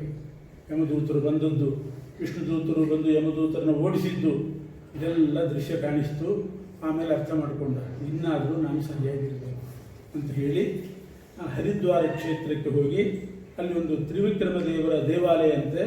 ಆ ಹರಿದ್ವಾರದ ತ್ರಿವಿಕ್ರಮ ದೇವರ ಗುಡಿಯಲ್ಲಿ ನಿರಂತರ ಹರಿಭಜನೆ ಮಾಡಿಕೊಂಡು ಅನಂತರ ಮೋಕ್ಷಕ್ಕೆ ಹೋದವು ನಾವು. ಇದಾದ ಮೇಲೆ ಭಾಗವತದಲ್ಲಿ ಒಂದು ತಾತ್ವಿಕ ವಿಚಾರ ಬಂದಿದೆ.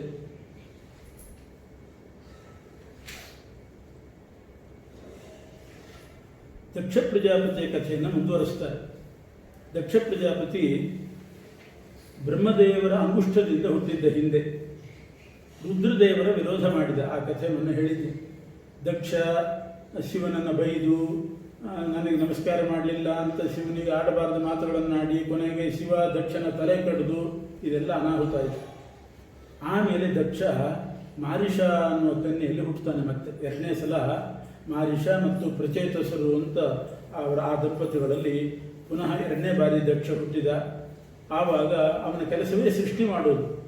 ಆಗ ದಕ್ಷ ಪ್ರಜಾಪತಿ ಒಂದು ಸಲಕ್ಕೆ ಭಗವಂತನ ಆಜ್ಞೆಯಂತೆ 10,000 ಜನರನ್ನು ಸೃಷ್ಟಿ ಮಾಡಿ 10,000 ಜನ ಮಕ್ಕಳು ಹುಟ್ಟಿದ್ರು. ಅವರಿಗೆ ಏನು ಹೆಸರಿಡಬೇಕು? ಹರಿಯಶ್ವ ಅಂತ ಹೆಸರಿಟ್ಟು, ಹರಿಯಶ್ವ ಸಂಜ್ಞಾನ್ ಅಯುತಂ ಹರಿಯಶ್ವ ಅಂತ 10,000 ಜನರನ್ನು ಮಕ್ಕಳನ್ನು ಪಡೆದ. ಅವರು ಬೆಳೆದು ದೊಡ್ಡವರಾದರು. ಅವರಿಗೆ ಹೇಳಿದ, ನೀವು ಮದುವೆ ಮಾಡಿಕೊಂಡು ಸೃಷ್ಟಿ ಮುಂದುವರಿಸ್ರಿ ಅಂತ. ಆ 10,000 ಜನ ಮಕ್ಕಳು ಹರಿಯಶ್ವರು ಅವ್ರು ಹೇಳ್ತಾರೆ, ನಾವು ಮೊದಲು ಕಾಡಿಗೆ ಹೋಗಿ ತಪಸ್ಸು ಮಾಡಿ ಪರಮಾತ್ಮನನ್ನು ಕಂಡು ಬರ್ತೇವೆ, ಆಮೇಲೆ ಮದುವೆ ಮಕ್ಕಳು ಆ ಜಂಜಾಟಕ್ಕೆ ಆಮೇಲೆ ಬೀಳ್ತೇವೆ, ಮೊದಲು ಕಾಡಿಗೆ ಹೋಗಿ ತಪಸ್ಸು ಮಾಡ್ತೇವೆ. ಆಯಿತು ಅಂತ ಕೊಟ್ಟು ಕಳಿಸಿ. ದಕ್ಷಿಣ 10,000 ಮಕ್ಕಳು ಕಾಡಿಗೆ ಹೋದರು. ನಾರಾಯಣ ಸರೋವರ ಅಂತ ಒಂದು ಸರೋವರ ಇದೆ ಪಶ್ಚಿಮ ದಿಕ್ಕಿನಲ್ಲಿ. ಅಲ್ಲಿ ಹೋಗಿ ಅವರು ತಪಸ್ಸು ಮಾಡ್ತಾ ಇದ್ದಾರೆ. ಅಷ್ಟೊತ್ತಿಗೆ ನಾರದರು ಬಂದರು. ಬಹಳ ಆಶ್ಚರ್ಯ ಆಯಿತು ಅವರಿಗೆ. ದಕ್ಷಿಣ 10,000 ಮಕ್ಕಳು ಕಾಡಿಗೆ ಬಂದು ಒಂದೇ ಕಡೆ ಕೂತ್ಕೊಂಡು ತಪಸ್ಸು ಮಾಡ್ತಿದ್ದಾರೆ. ನಾರದರು ಆಶ್ಚರ್ಯದಿಂದ ಕೇಳಿದರು, ಏನು ಸಮಸ್ಯೆ, ಯಾಕೆ ತಪಸ್ಸು ಮಾಡ್ತಾ ಇದ್ದೀರಿ ಇಷ್ಟು ಜನ ಸೇರಿ ಸಾಮೂಹಿಕವಾಗಿ? ಅವ್ರು ಹೇಳಿದರು, ನಮ್ಮ ತಂದೆ ಆಜ್ಞೆ ಮಾಡಿದ್ದಾನೆ, ಮದುವೆ ಮಾಡ್ಕೋಬೇಕಂತೆ, ನಮ್ಮ ವಂಶ ಅಭಿವೃದ್ಧಿ ಆಗಬೇಕು, ಮುಂದೆ ವಂಶವೃಕ್ಷ ಬೆಳಿಬೇಕು, ಅದಕ್ಕೋಸ್ಕರ ಪೂರ್ವಭಾವಿಯಾಗಿ ನಾವು ಪರಮಾತ್ಮನನ್ನು ಕಂಡು ಆಮೇಲೆ ಸಂಸಾರಕ್ಕೆ ಬೀಳೋಣ ಅಂತ ಹೊರಟಿದ್ದೇವೆ. ಆಗ ನಾರದರು ಆಶ್ಚರ್ಯ, ನೀವಿನ್ನು ಮದುವೆ ಮಕ್ಕಳನ್ನು ಪಡಿತಾ ಇದ್ದೀರಿ, ಹಾಗಾದರೆ ನಾನು ನಿಮಗೆ ಕೆಲವು ಪ್ರಶ್ನೆ ಕೇಳ್ತೇನೆ, ಅದಕ್ಕೆ ಉತ್ತರ ಕೊಟ್ಟು ಆಮೇಲೆ ಮದುವೆ ಮಾಡ್ತೀನಿ. ಯಾರ್ಯಾರು ಮದುವೆ ಮಾಡಿಕೊಂಡು ಸಂಸಾರಕ್ಕೆ ಬಿಡ್ತಾರೆ ಅವಶ್ಯವಾಗಿ ತಿಳ್ಕೊಳ್ಬೇಕಾದ 10 ವಿಷಯ ಇದೆ. ಆ 10 ವಿಷಯದ ಬಗ್ಗೆ ನಿಮಗೆ ಅರಿವಿದೆಯಾ ಅಂತ ನಾನು ಪರೀಕ್ಷೆ ಮಾಡ್ತೇನೆ. ಅದನ್ನು ತಿಳ್ಕೊಂಡು ಮದುವೆ ಮಾಡಿಕೊಳ್ಳಿ. ಅದನ್ನು ತಿಳ್ಕೊಳ್ಳದೆ ಹಾಗೆ ವಿವಾಹ ಮಾಡಿಕೊಂಡು ಸಂಸಾರಕ್ಕೆ ಬಿದ್ದರೆ ಅವರು ಉದ್ಧಾರ ಆಗೋದು ಕಷ್ಟ ಅಂತ ಒಂದು ಇಂಟರ್ವ್ಯೂ ಮಾಡಿದೆ. ಮದುವೆಗೆ ಮುಂಚೆ ಅವರನ್ನು ಕೇಳ್ತಿದ್ದಾರೆ 10 ಪ್ರಶ್ನೆ. ಮೊದಲು ಕೇಳಿದರು, ನೋಡಿ ಹರಿಯೇಶ್ವರೇ, ಈ ಭೂಮಿ ಏನಿದೆ, ಈ ಭೂಮಿ ಯಾವುದರಿಂದ ನಾಶ ಆಗ್ತದೆ ಗೊತ್ತಾ ಅಂತ ಕೇಳಿದರು. ಭೂಮಿಯನ್ನು ನಾಶ ಮಾಡುವ ಉಪಾಯ ಏನು? ಒಂದು ಪ್ರಶ್ನೆ. ಎರಡನೇದು ಕೇಳಿದರು, ಒಂದು ರಾಷ್ಟ್ರ ಇದೆ, ಆ ರಾಷ್ಟ್ರದಲ್ಲಿ ಒಬ್ಬನೇ ಪುರುಷ, ಇನ್ನೆಲ್ಲ ಸ್ತ್ರೀಯರೇ ತುಂಬಿದ್ದಾರೆ, ಅಂಥ ರಾಷ್ಟ್ರ ಯಾವುದು? ಒಂದು ರೀತಿ ಒಗಟಿದ್ದು ಹಾಗೆ 10 ಪ್ರಶ್ನೆ ಕೇಳ್ತಾರೆ. ಭೂಮಿ ನಾಶ ಆಗೋದು ಯಾವಾಗ? ಮೊದಲನೇ ಪ್ರಶ್ನೆ. ಒಬ್ಬನೇ ಒಬ್ಬ ಪುರುಷ ಇರತಕ್ಕಂಥ ರಾಷ್ಟ್ರ, ಮತ್ತೆಲ್ಲ ಹೆಣ್ಮಕ್ಳೇ ಅಂಥ ರಾಷ್ಟ್ರ ಯಾವುದು? ಒಂದು ದೊಡ್ಡ ಬಿಲ ಇದೆ, ಆ ಬಿಲದ ಒಳಗೆ ಹೋದರೆ ಹೊರಗೆ ಬರಲಿಕ್ಕೆ ಆಗೋದಿಲ್ಲ, ಅಂಥ ಒಂದು ಬಿಲ ಇದೆ, ಅದು ಯಾವುದು? ನಾಲ್ಕನೇ ಪ್ರಶ್ನೆ, ಒಬ್ಬ ಹೆಣ್ಣುಮಗಳಿದ್ದಾಳೆ, ಸ್ತ್ರೀ, ನಿಮಿಷಕ್ಕೂ ಒಂದೊಂದು ವೇಷ ಬದಲಾಯಿಸ್ತಾಳೆ. ಬಹುರೂಪಾಂ ಸ್ತ್ರೀಯಂಚ, ಒಂದೊಂದು ಸಲ ಒಂದೊಂದು ವೇಷ, ಅವಳು ಯಾರು? ಮತ್ತೊಬ್ಬ ಪುರುಷ ಇದ್ದಾನೆ, ಪುಂಶ್ಚಲಿಯನ್ನು ಮದುವೆ ಮಾಡಿಕೊಂಡಿದ್ದಾನೆ. ಪುಂಶ್ಚಲಿ ಅಂತಂದರೆ ಪುರುಷ ನಿಯಮ ಇಲ್ಲ, ಒಂದೊಂದು ದಿವಸ ಒಬ್ಬೊಬ್ಬರ ಹಿಂದೆ ತಿರುಗ್ತಾಳೆ. ಪುರುಷ ನಿಯಮ ಇಲ್ಲದೇನೆ ಕಂಡ ಪುರುಷರ ಹಿಂದೆ ತಿರುಗ್ತಕ್ಕಂಥವಳು ಪುಂಶ್ಚಲಿ ಅಂತ. ಆ ಪುಂಶ್ಚಲಿಯನ್ನು ಮದುವೆ ಮಾಡಿಕೊಂಡ ಪುರುಷ ಯಾರು? ಒಂದು ನದಿ ಇದೆ, ಒಂದು ಸಲ ನೋಡುವಾಗ ಪೂರ್ವವಾಹಿನಿ, ಮತ್ತೊಂದು ಸಲ ನೋಡಿದಾಗ ಪಶ್ಚಿಮ ವಾಹಿನಿ. ಆ ನದಿ ಯಾವುದು? ವಿರುದ್ಧ ದಿಕ್ಕಿಗೆ ಹರಿತದೆ, ಒಂದ್ಸಲ ಪೂರ್ವಕ್ಕೆ ಹರಿತದೆ, ಒಂದ್ಸಲ ಪಶ್ಚಿಮಕ್ಕೆ ಹರಿತದೆ. ಅಂಥ ನದಿ ಯಾವುದು? ಒಂದು ಮನೆ ಇದೆ, 25 ಇಟ್ಟಿಗೆಯಿಂದ ಕಟ್ಟಿದ್ದಾರೆ. 25 ಇಟ್ಟಿಗೆಯಿಂದ ಕಟ್ಟಿದ ಅದ್ಭುತ ಗ್ರಹ, ಪಂಚ ಅದ್ಭುತಂ ಗ್ರಹಂ. ಒಂದು ಹಂಸ ಇದೆ, ಭಾರಿ ವಿಚಿತ್ರ ಕಥೆ ಹೇಳ್ತದೆ, ಆ ಹಂಸದ ಕಥೆ ಕೇಳಿದ್ದೀರಾ? ಒಂದು ಚಕ್ರ ನಿರಂತರ ತಿರುಗ್ತದೆ, ಬಹಳ ತೀಕ್ಷ್ಣ. ಆ ಚಕ್ರಕ್ಕೆ ಸಿಗಾಕೊಂಡವರೆಲ್ಲ ಸಾಯಲೇಬೇಕು, ಅಂಥ ಚಕ್ರ ನಿರಂತರ ತಿರುಗ್ತದೆ. ಅದು ಯಾವುದು? ಕೊನೆಯದಾಗಿ ನಿಮ್ಮ ತಂದೆ ಯಾರು, ನಿಮ್ಮ ತಂದೆ ಆದೇಶ ಏನು? ಇದು ಸ್ಪಷ್ಟ ಗೊತ್ತಿದೆಯೇ ನಿಮಗೆ? ಇದನ್ನು ತಿಳ್ಕೊಳ್ಳದೆ ಅನುರೂಪಂ ಅವಿಜ್ಞಾಯ ಅಹೋ ಸರ್ಗಂ ಕರಿಷ್ಯಥ. ಈ 10 ವಿಚಾರ ತಿಳ್ಕೊಳ್ಳದೆ ಸಂಸಾರಕ್ಕೆ ಬಿಡ್ತಾ ಇದ್ದೀರಿ ಮದುವೆ ಮಾಡಿಕೊಂಡು. ಇದು 10 ವಿಚಾರಕ್ಕೆ ಮೊದಲು ಇದು ಈ ಪ್ರಶ್ನೆಗೆ ಉತ್ತರ ಹೇಳಿ ಅಂತಂದು. ಹರಿಯೇಶ್ವರಿಗೆ ಭಾರಿ ಕುತೂಹಲ ಇತ್ತು, ಏನೋ ಒಗಟು ಕೇಳ್ತಾ ಇದ್ದಾರೆ. ತಮ್ಮ ಬುದ್ಧಿಶಕ್ತಿಯಿಂದ ವಿಚಾರ ಮಾಡಿದರು, ಬಂದು ಹೇಳಿದರು, ನಾರದರೆ ನಿಮ್ಮ ಒಗಟು ಪ್ರಶ್ನೆ ಎಲ್ಲ ಅರ್ಥ ಆಯಿತು, ಉತ್ತರವೂ ಗೊತ್ತಾಯಿತು, ಹೇಳ್ತೇವೆ ಅಂತ. ಭೂಮಿ ನಾಶ ಆಗೋದು ಯಾವಾಗ ಅಂತ ಕೇಳಿದಿರಲ್ಲ, ಭೂಮಿ ಅಂದರೆ ಲಿಂಗದೇಹ ಅಂತ ಅರ್ಥ. ಇದು ಸ್ವರೂಪ, ಇದು ಸ್ಥೂಲ ದೇಹ, ಇದರ ಒಳಗಡೆ ಒಂದು ಲಿಂಗದೇಹ ಅಂತ ಇರ್ತದೆ, ಅದರ ಒಳಗೆ ಜೀವ ಇರ್ತಾನೆ. ಆ ಲಿಂಗದೇಹ ಅನ್ನೋ ದೇಹ ಇರುವ ತನಕ ಅವನಿಗೆ ಮೋಕ್ಷ ಆಗೋದಿಲ್ಲ. ಅದು ಭೂಮಿ ಇದ್ದ ಹಾಗೆ, ಒಳಗಡೆ ಜೀವ ಬೀಜ ಇದ್ದ ಹಾಗೆ. ಆ ಜೀವದ ಮೇಲೆ ಲಿಂಗದೇಹ, ಅದು ಭೂಮಿ ಇದ್ದ ಹಾಗೆ. ಸಂಸಾರ ವೃಕ್ಷ ಬೆಳೀತಾ ಇರ್ತದೆ. ಆ ಲಿಂಗದೇಹ ಭಂಗ ಆದರೆ ಮೋಕ್ಷ. ಅದರಿಂದ ಭೂಮಿ ನಾಶ ಆಗೋದು ಯಾವುದರಿಂದ ಅಂತ ಕೇಳಿದರೆ, ಲಿಂಗದೇಹ ಭಂಗ ಆಗೋದು ಯಾವುದರಿಂದ, ಮೋಕ್ಷ ಆಗೋದು ಯಾವುದರಿಂದ? ಇದು ನಾರದರ ಪ್ರಶ್ನೆ. ಭೂಮಿ ನಾಶ ಆಗೋದು ಯಾವಾಗ? ಅದಕ್ಕೆ ಹರಿಯೇಶ್ವರ ಹೇಳಿದರು, ಭೂಮಿ ನಾಶ ಆಗೋದು ಅಂದರೆ ಲಿಂಗದೇಹ ಭಂಗ ಆಗೋದು. ನಾವು ಏನು ಕರ್ಮ ಮಾಡಿದರೂ ಕೂಡ ಅದು ಹರಿಪ್ರೀತಿಕರ ಆಗ್ಬೋದು. ಭಗವಂತನಿಗೆ ಪ್ರೀತ್ಯಾಸ್ಪದವಾದ ಕರ್ಮ ಮಾಡಿದರೆ ಕೊನೆಗೊಮ್ಮೆ ಲಿಂಗದೇಹ ಭಂಗ ಆಗ್ತದೆ.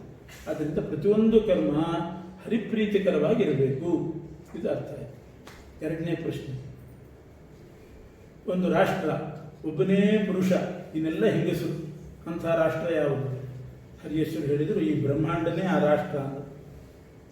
ಇದರಲ್ಲಿ ಒಬ್ಬನೇ ಪುರುಷ ಅಂದರೆ ಸಯೇವೈಕೋ ಭಗವಾನ್ ವಾಸುದೇವ ಸನಾತನಃ. ಆ ವಾಸುದೇವ ರೂಪಿಯಾದ ಪರಮಾತ್ಮ ಒಬ್ಬನೇ ಪುರುಷ. ಸ್ತ್ರೀ ಪ್ರಾಯ ವಿತರತ್ ಸರ್ವಂ, ಇನ್ನೆಲ್ಲರೂ ಸ್ತ್ರೀಯರಿದ್ದ. ಅಂದರೆ ಸ್ವತಂತ್ರೋ ಭಗವಾನ್ ವಿಷ್ಣು, ಪರಮಾತ್ಮ ಒಬ್ಬನೇ ಸ್ವತಂತ್ರ, ಇನ್ನೆಲ್ಲ ಅವನ ಅಧೀನ. ಇದು ಒಬ್ಬನೇ ಪುರುಷ ಇರುವ ರಾಷ್ಟ್ರ ಅಂದರೆ ಇಡೀ ಬ್ರಹ್ಮಾಂಡದಲ್ಲಿ ಸ್ವತಂತ್ರ ಪುರುಷ ಒಬ್ಬನೇ. ಬ್ರಹ್ಮದೇವರು, ವಾಯುದೇವರು ಎಲ್ಲ ಪರಾಧೀನ. ಈ ತತ್ವ ತಿಳ್ಕೊಳ್ಬೇಕು. ಮೂರನೇ ಪ್ರಶ್ನೆ ಕೇಳಿದರು, ಒಬ್ಬ ಹೆಣ್ಣುಮಗಳು ನಿಮಿಷಕ್ಕೆ ಒಂದೊಂದು ವೇಷ ಹಾಕ್ಕೊಳ್ತಾಳೆ, ಯಾರು?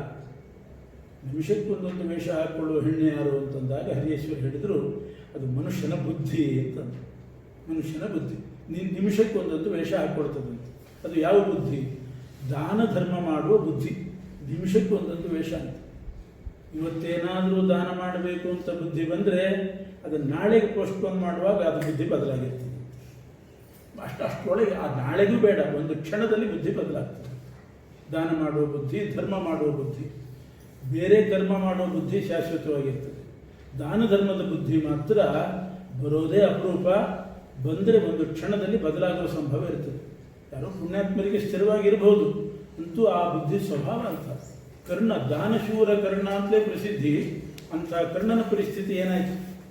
ಒಂದು ಸಲ ಕರ್ಣ ಕ್ಷೌರಕ್ಕೆ ಕೂತಿದ್ದಂತೆ.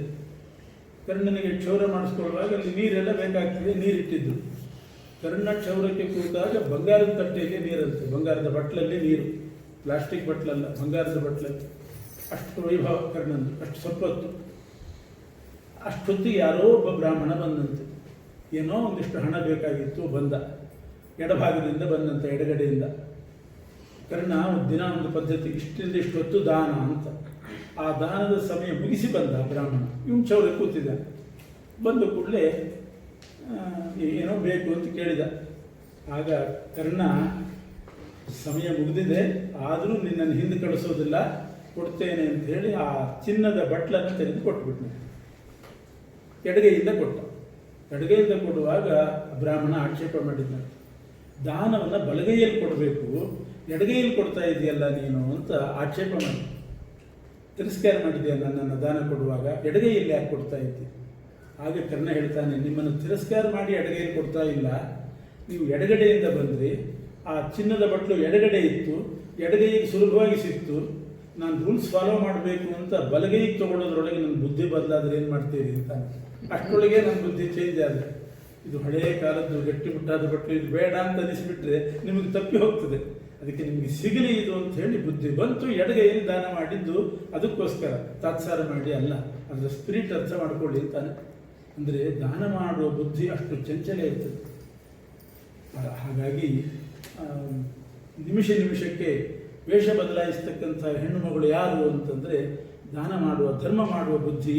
ಅದಕ್ಕೆ ಸ್ವಕಾರ್ಯ ಮಧ್ಯ ಕುರ್ವೀತ, ನಾಳೆ ಮಾಡಬೇಕು ಅಂತ ಏನಾದರೂ ಅನಿಸಿದರೆ ಇವತ್ತೇ ಮಾಡಬಹುದಾಗಿದ್ದರೆ ಇವತ್ತೇ ಮಾಡಿ ಮುಗಿಸಿಬಿಡ್ಬೇಕಂತ. ನಾಳೆಗೆ ಅಂತ ಹಾಕುವಾಗ ಬುದ್ಧಿ ಏನಾಗ್ತದೋ ಅಷ್ಟು ವ್ಯತ್ಯಾಸ ಆಗ್ತದೆ. ಮಹಾಭಾರತ ತಾತ್ಪರ್ಯನಿರ್ಣಯದಲ್ಲಿ ಮಧ್ವಾಚಾರ್ಯರು ಒಂದು ಘಟನೆ ಹೇಳ್ತಾರೆ. ಒಬ್ಬ ಬ್ರಾಹ್ಮಣ ಧರ್ಮರಾಜನ ಮನೆಗೆ ಹೋದಂತೆ, ಏನೋ ಒಂದು ಯಜ್ಞ ಮಾಡಬೇಕು ಅಂತ ಹಣ ಕೇಳಲಿಕ್ಕೆ ಹೋದ. ಧರ್ಮರಾಜ ಕೊಡಲಿಲ್ಲ. ನಾಳೆ ಬನ್ನಿ ಅಂತ, ರಾತ್ರಿ ಹೋಗಿದ್ದಂತೆ, ನಾಳೆ ಬನ್ನಿ ಅಂತಾನೆ. ಬ್ರಾಹ್ಮಣ ಬಂದ. ನಾಳೆ ತನಕ ಎಲ್ಲಿ ಕಾಯೋದು ಅಂತ ಪುನಃ ಅಲ್ಲೇ ಪಕ್ಕದಲ್ಲೇ ಭೀಮನ ಮನೆ, ಭೀಮಸೇನ ಹತ್ರ ಹೋಗಿ ಕೇಳಿದ್ದಂತೆ. ಭೀಮ ಅಲ್ಲಿಂದಲ್ಲೇ ತನ್ನ ಕಡಗ ತೆಗೆದುಕೊಟ್ಟನಂತೆ, ಬಂಗಾರದ ಕಡಗ. ಅದು ಭೀಮನ ಕಡಗ, ಗಟ್ಟಿಮುಟ್ಟಾದ ಕೈಯಲ್ಲಿ ಹಾಕ್ಕೊಂಡಿದ್ದ, ಅದನ್ನೇ ತೆಗೆದುಕೊಟ್ಟ. ಹೋಗುವಾಗ ಬ್ರಾಹ್ಮಣ ಸಂತೋಷಪಟ್ಟು ಹೋದ. ಭೀಮ ಕರೆದು ಕೇಳಿದ್ದಂತೆ, ನಮ್ಮ ಅಣ್ಣನ ಮನೆಗೆ ಹೋಗಿದ್ರಲ್ಲ, ಏನು ಸಿಕ್ತು ನಿಮಗೆ, ಏನು ಕೊಟ್ಟ? ಇಲ್ಲ, ಏನೂ ಕೊಡಲಿಲ್ಲ, ನಾಳೆ ಬರಲಿಕ್ಕೆ ಹೇಳಿದ್ದಾನೆ. ನಾಳೆ ಬರ್ತೀರಾ ನೀವು ಅಂತ ಕೇಳಿದ. ಇಷ್ಟು ದೊಡ್ಡ ಕಡೆಗೆ ಸಿಕ್ಕ ಮೇಲೆ ನಾಳೆ ಯಾಕೆ ಬರಲಿ, ನಾನು ಬರಲ್ಲ, ಸಾಕು ನನಗೆ ಇಷ್ಟು ಅಂತ ಹೋದ. ಆಗ ಭೀಮ ಜೋರಾಗಿ ನಗಾರಿ ಹೊಡಿತಾನೆ. ನಗಾರಿ ಹೊಡೆದಾಗ ಧರ್ಮರಾಜ ಬಂದು ಕೇಳಿದ್ದಂತೆ, ಯಾಕೆ ನಗಾರಿ ಹೊಡಿತಿದ್ದಿ, ಏನು ಸಂತೋಷ ಅಂತ. ಏನಿಲ್ಲ, ಈ ಬ್ರಾಹ್ಮಣ ಬಂದಾಗ ನಾಳೆ ಬರಲಿಕ್ಕೆ ಹೇಳಿದೆ ಅಂತೆ, ನೀನು ನಾಳೆ ತನಕ ನಿನ್ನ ಆಯುಷ್ಯ ಗಟ್ಟಿ ಅಂತ ತಿಳ್ಕೊಂಡಿದ್ಯಲ್ಲ, ಅದಕ್ಕೆ ಕೊಡ್ತಿದ್ದೇನೆ ಅಂತ ಹೇಳಿ.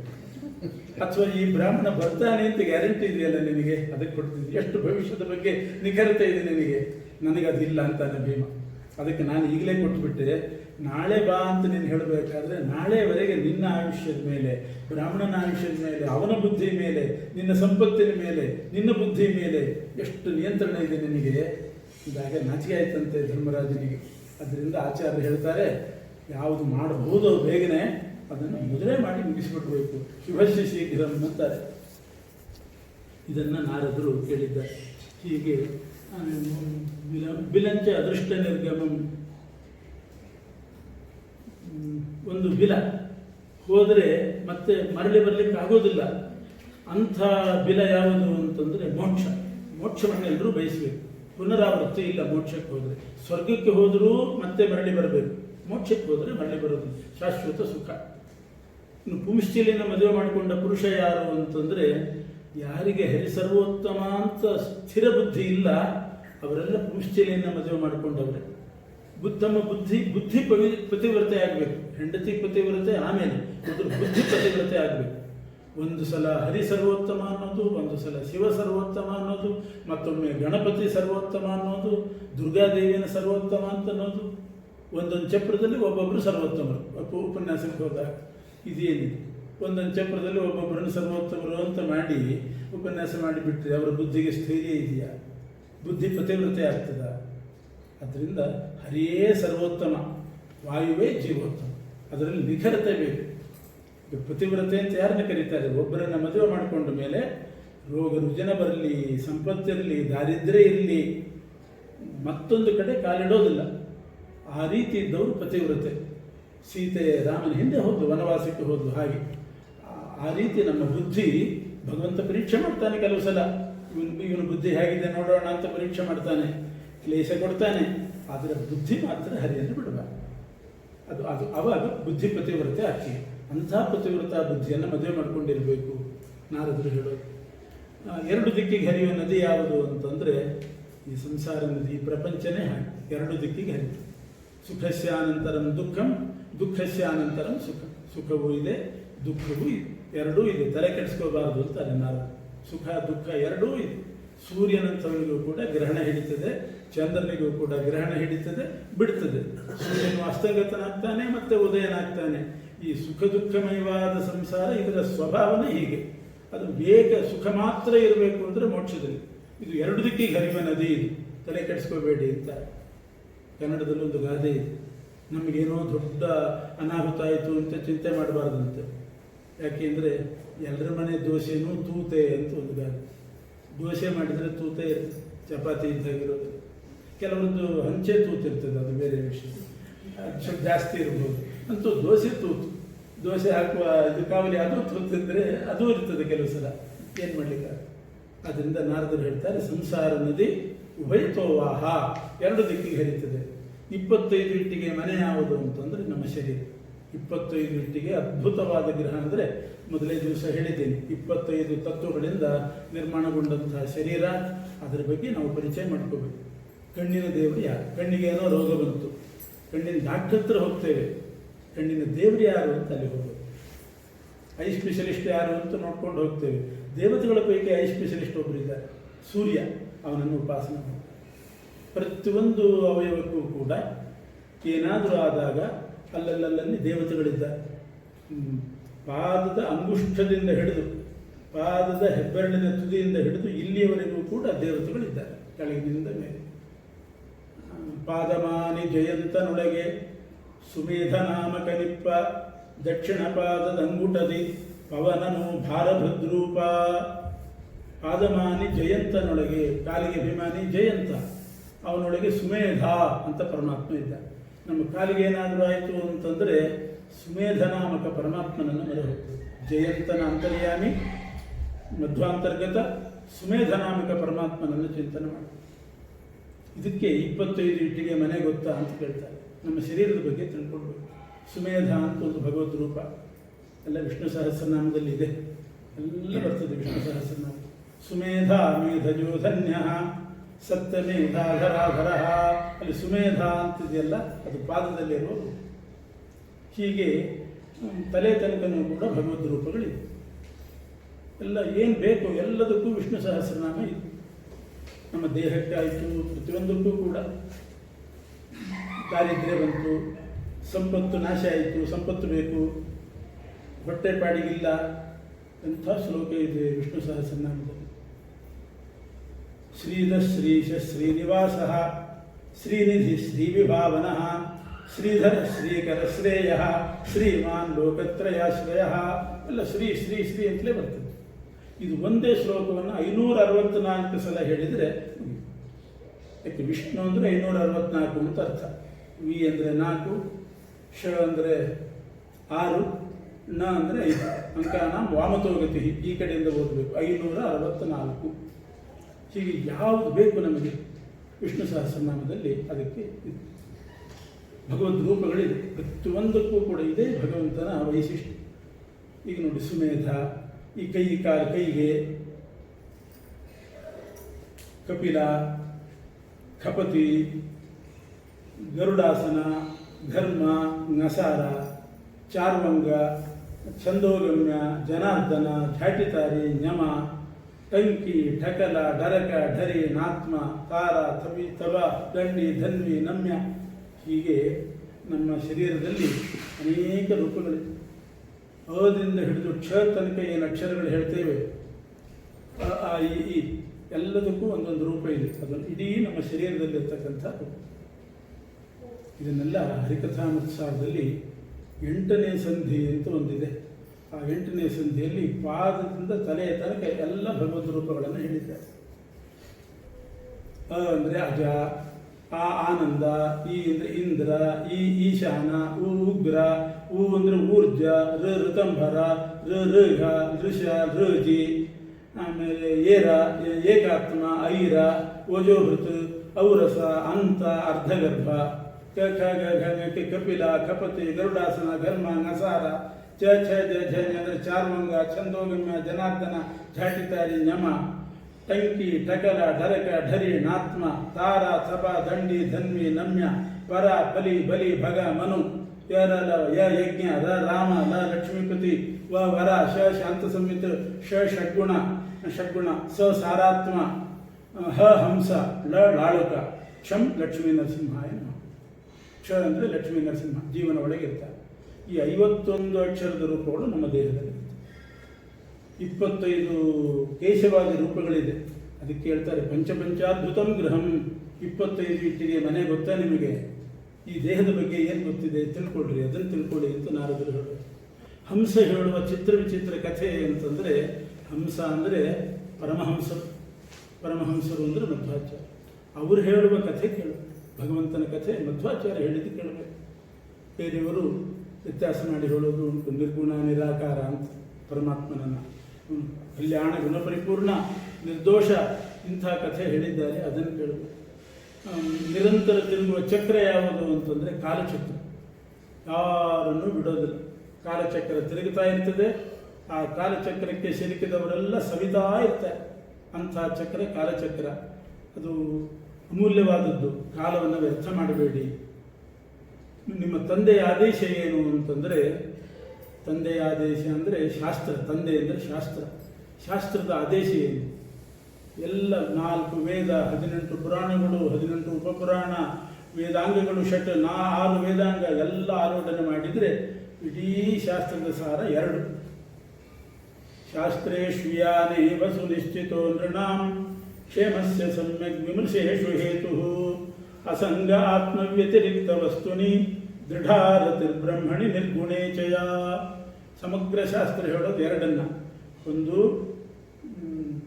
ಅಸಂಗ ಆತ್ಮ ವ್ಯತಿರಿಕ್ತ ವಸ್ತುನಿ, ಪರಮಾತ್ಮನನ್ನು ಬಿಟ್ಟು ಉಳಿದ ಪ್ರಪಂಚದಲ್ಲಿ ಎಷ್ಟು ಬೇಕೋ ಅಷ್ಟೇ ಅಟ್ಯಾಚ್ಮೆಂಟ್ ಇರಬೇಕು. ಎಷ್ಟು ಬೇಕೋ ಅಷ್ಟು. ಒಂದು ಕುದುರೆ ಇದೆ ರಾಜನ ಹತ್ರ, ಕುದುರೆ ಮೇಲೆ ಅಟ್ಯಾಚ್ಮೆಂಟ್ ಬೇಕು, ಎಷ್ಟು ಬೇಕೋ ಅಷ್ಟು ಬೇಕಷ್ಟೆ. ಆದರೆ ಹೆಚ್ಚಿನ ನಮ್ಮ ಎಲ್ಲ ಕೇಂದ್ರೀಕೃತ ಆಗಬೇಕಾದ್ದು, ನಮ್ಮ ಮನಸ್ಸು ನಮ್ಮ ಚಟುವಟಿಕೆ ಕೇಂದ್ರೀಕೃತ ಆಗಬೇಕಾದ್ದು ಭಗವಂತನ ಕಡೆ. ದೃಢಾರತಿರ್ಬ್ರಹ್ಮಣಿ ನಿರ್ಗುಣೇಚಯ. ಕಲ್ಯಾಣ ಗುಣಪೂರ್ಣನಾದ ಪರಮಾತ್ಮನಲ್ಲಿ ದೃಢವಾದ ಭಕ್ತಿ. ಪ್ರಪಂಚದಲ್ಲಿ ಎಷ್ಟು ಬೇಕೋ ಅಷ್ಟು ಅಟ್ಯಾಚ್ಮೆಂಟ್. ಇದು ಶಾಸ್ತ್ರದ ಸಾರ ಅಂತ ಆ 10 ಪ್ರಶ್ನೆ ಅರ್ಥ ಹರಿಯೇಶ್ವರಿಗೆ ಅದು ಅರ್ಥ ಆಯಿತು. ಆಮೇಲೆ ಅವರು ಇದಕ್ಕೆ ಬರಲೇ ಇಲ್ಲ, ಮದುವೆಗೆ ಬರಲೇ ಇಲ್ಲ. ಲಿಂಗದೇಹ ಭಂಗದ ಉಪಾಯ ಮಾಡೋಣ ಅಂತ ತಪಸ್ಸು ಮಾಡ್ತಾನೆ ಕೂತ್ಬಿಟ್ಟು. ದಕ್ಷ ಪ್ರಜಾಪತಿ ನೋಡಿದ, 10,000 ಜನ ಬರಲಿಲ್ಲ. ಮತ್ತು 1000 ಮಕ್ಕಳನ್ನು ಹುಟ್ಟಿಸಿದ. ಅವರು ಕೂಡ ಅಣ್ಣಂದನ್ನು ಕರ್ಕೊಂಡು ಬರ್ತೇವೆ ಅಂತ ಹೋದವರು ನಾರದರ ಉಪದೇಶದಿಂದ ಅವರು ಕಾಡಿಗೆ ಹೋದರು. ಅಣ್ಣನ ಹುಡ್ಕೋದಕ್ಕಿಂತ ದೇವ್ರನ್ನ ಹುಡ್ಕೋಣ ಅಂತ ಅವರು ಹೋದರು. ಆ 11,000 ಮಕ್ಕಳು ಹೋದರು, ಉಪಯೋಗ ಆಗಲಿಲ್ಲ. ಹೆಣ್ಣು ಮಕ್ಕಳಿಂದ ಏನಾದರೂ ಸೃಷ್ಟಿ ಮುಂದುವರಿತದೆ ನೋಡೋಣ ಅಂತ ದಕ್ಷ ಪ್ರಜಾಪತಿ 60 ಜನ ಹೆಣ್ಣು ಮಕ್ಕಳನ್ನು ಸೃಷ್ಟಿ ಮಾಡಿತ್ತು. ಆ 60 ಜನ ಹೆಣ್ಣು ಮಕ್ಕಳಿಂದಲೇ ಪ್ರಪಂಚ ತುಂಬಿತ್ತು. ಈ ಗಂಡಸರೆಲ್ಲ ತಪಸ್ಸಿಗೆ ಹೋಗಿಬಿಟ್ರು. 60 ಜನ ಹೆಣ್ಣು ಮಕ್ಕಳು. ಅದರಲ್ಲಿ ಕಶ್ಯಪರು 13 ಜನರನ್ನು ಮದುವೆ ಮಾಡಿಕೊಂಡ್ರು. ಅವರಿಂದಲೇ ಜಗತ್ತು ತುಂಬಿತು. ಕಶ್ಯಪರು ಮದುವೆ ಮಾಡಿಕೊಂಡ 13 ಜನ ಯಾರು ಅಂತಂದರೆ ಅದಿತಿ, ದಿತಿ, ಧನು. ಅದಿತಿಯಲ್ಲಿ ಆದಿತ್ಯರು ಹುಟ್ಟಿದರು, ದಿತಿಯಲ್ಲಿ ದೈತ್ಯರು ಹುಟ್ಟಿದರು, ಧನುವಿನಲ್ಲಿ ದಾನವರು ಹುಟ್ಟಿದರು. ಹೀಗೆ ಪಶುಗಳು, ವಿನತಾದೇವಿಯಲ್ಲಿ ಪಕ್ಷಿಗಳು ಹುಟ್ಟಿದರು. ಪಶು, ಪಕ್ಷಿ, ಗಿಡ, ಮರ ಎಲ್ಲ ಕಶ್ಯಪರ ಸಂತಾನವೇ. ಅದಕ್ಕೆ ಯಾರಿಗಾದ್ರೂ ಗೋತ್ರ ಗೊತ್ತಿಲ್ಲದೆ ಇದ್ದರೆ ಕಶ್ಯಪ ಗೋತ್ರೋದ್ಭವಸ್ಯ ಅಂತ ಹೇಳ್ಬಿಡ್ತಾರೆ. ಯಾಕೆಂದರೆ ಕಶ್ಯಪರು ಎಲ್ಲರಿಗೂ ಮೂಲ, ಅವರು ಇಡೀ ಜಗತ್ತಿನ ಸೃಷ್ಟಿಗೆ ಮೂಲ ಕಶ್ಯಪರು. ಅವರ 13 ಜನ ಹೆಂಡಂದರಿಂದ ಜಗತ್ತು ಮುಂದುವರಿತು. ಈ ಕಥೆ ಮುಂದುವರಿತಾ ಕಶ್ಯಪರ 13 ಜನ ಹೆಂಡಂದರಲ್ಲಿ ಅದಿತಿ ಅಂತ ಒಬ್ಬಳು.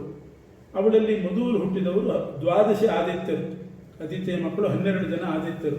ವಿವಸ್ವಾನ್ ಅಂದರೆ ಸೂರ್ಯ, ವಿವಸ್ವಾನ್, ಅರ್ಯಮ, ಪೂಷ, ತ್ವಷ್ಟ, ಸವಿತ, ಭಗ, ಧಾತ, ವಿಧಾತ, ವರುಣ, ಮಿತ್ರ, ಶಕ್ರ, ಗುರುಕ್ರಮ ಅಂತ 12 ಜನ ಹುಟ್ಟಿದರು. ಇವರಲ್ಲಿ ತ್ವಷ್ಟ ಅಂತ ಒಬ್ಬ ಆದಿತ್ಯ. ಆ ತ್ವಷ್ಟುವಿಗೆ ಒಬ್ಬ ಹೆಂಡತಿ ಇದ್ದು, ರೋಚನಾ ಅಂತ ಅವಳ ಹೆಸರು. ಆ ತ್ವಷ್ಟುವಿಗೆ ರೋಚನಾದೇವಿಯಲ್ಲಿ ತ್ವಷ್ಟನ್ನು ಆದಿತ್ಯನಿಗೆ 2 ಮಕ್ಕಳು ಹುಟ್ಟಿದರು. ಒಬ್ಬರು ಸನ್ನಿವೇಶಾಚಾರ್ಯರು, ಇನ್ನೊಬ್ಬರು ವಿಶ್ವರೂಪಾಚಾರ್ಯರು ಅಂತ 2 ಮಕ್ಕಳು. ಸನ್ನಿವೇಶಸ್ಥಯೋರ್ಜಜ್ಞೆ ವಿಶ್ವರೂಪಶ್ಚ ವೀರ್ಯವಾನ್. ಆ ಸನ್ನಿವೇಶ ವಿಶ್ವರೂಪರಲ್ಲಿ ವಿಶ್ವರೂಪ ಅನ್ನುವರು ವಿಶ್ವರೂಪಾಚಾರ್ಯರು ದೇವತೆಗಳಿಗೆ ಪುರೋಹಿತರಾದರು ಅಂತ ಕಥೆ ಬಂತು. ಹೀಗೆ ಕಥೆ ಬಂದಿದೆ. ಆಗ ಪರೀಕ್ಷಿತ ರಾಜ ಒಂದು ಪ್ರಶ್ನೆ ಕೇಳ್ತಾನೆ, ದೇವತೆಗಳ ಪುರೋಹಿತರು ವಿಶ್ವರೂಪಾಚಾರ್ಯರು ಅಂತ ಹೇಳ್ತಾ ಇದ್ದೀರಿ, ದೇವತೆಗಳ ಪುರೋಹಿತರು ಬೃಹಸ್ಪತ್ಯಾಚಾರ್ಯರಲ್ವೇ? ದೈತ್ಯ ಗುರುಗಳು ದೈತ್ಯರ ಪುರೋಹಿತರು ಶುಕ್ರಾಚಾರ್ಯರು, ದೇವತೆಗಳ ಪುರೋಹಿತರು ಬೃಹಸ್ಪತ್ಯಾಚಾರ್ಯ. ಈಗ ವಿಶ್ವರೂಪಾಚಾರ್ಯರು ಪುರೋಹಿತರಾದರು ಅಂದರೆ ಏನರ್ಥ? ಅದಕ್ಕೊಂದು ದೊಡ್ಡ ಹಿನ್ನೆಲೆ ಹೇಳ್ತಾರೆ. ಹೌದು, ಇಂದ್ರಾದಿ ದೇವತೆಗಳಿಗೆ ಬೃಹಸ್ಪತ್ಯಾಚಾರ್ಯರೇ ಪುರೋಹಿತರು. ಆದರೂ ಒಂದು ಅಚಾತುರ್ಯ ನಡೆದರು. ಒಮ್ಮೆ ಇಂದ್ರ ತನ್ನ ಮನೆಯಲ್ಲಿ ಸಭಾಭವನದಲ್ಲಿ ಕೂತಿದ್ದ. ಆ ಇಂದ್ರನ ಅನುಚರರು ಬಹಳ ಜನ ಇದ್ದಾರೆ. ಮರುದೇವತೆಗಳು, ವಸುಗಳು, ರುದ್ರರು, ಆದಿತ್ಯರು, ಋಹುಗಳು, ವಿಶ್ವೇ ದೇವತೆಗಳು, ಸಾಧ್ಯರು, ಸಿದ್ಧರು, ಚಾರಣರು, ಗಂಧರ್ವ, ಇವರೆಲ್ಲ ಸ್ವರ್ಗಲೋಕದಲ್ಲಿರುವ ಎಲ್ಲರದ್ದು ಸೇರಿ ಒಂದು ಸಭೆ ನಡೀತಾ ಇದೆ. ಅದೇ ಸಭೆಗೆ ಬೃಹಸ್ಪತ್ಯಾಚಾರ್ಯರು ಬಂದರು. ಬೃಹಸ್ಪತ್ಯಾಚಾರ್ಯರು ಬಂದಾಗ ನೋಡಿದ ಇಂದ್ರ, ದೊಡ್ಡ ಆಸನದಲ್ಲಿ ಕೂತಿದ್ದ, ದೇವತೆಗಳೆಲ್ಲ ಇದ್ದಾರೆ. ಬೃಹಸ್ಪತ್ಯಾಚಾರ್ಯ ಬಾಗಿಲಿಗೆ ಬಂದದ್ದು ನೋಡಿದ. ಪಶ್ಯನ್ನಪಿ ಸಭಾಗತಂ ನೋಚ್ಚಚಾರ ಆಸನಾದಿಂದ್ರ. ಬೃಹಸ್ಪತ್ಯಾಚಾರ್ಯ ಒಳಗೆ ಪ್ರವೇಶ ಮಾಡೋದನ್ನು ನೋಡಿಯೂ ಕೂಡ ಇವನ ಆಸನದಿಂದ ಎದ್ದೇಳಿ ಹಾಗೆ ಕೂತಿದ್ದ. ಅವರು ಬೃಹಸ್ಪತ್ಯಾಚಾರ್ಯ ಸ್ವಲ್ಪ ಅವಮಾನ ಆಯಿತು. ನೋಡಿದರೂ ಹಾಗೆ ಕೂತಿದ್ದ.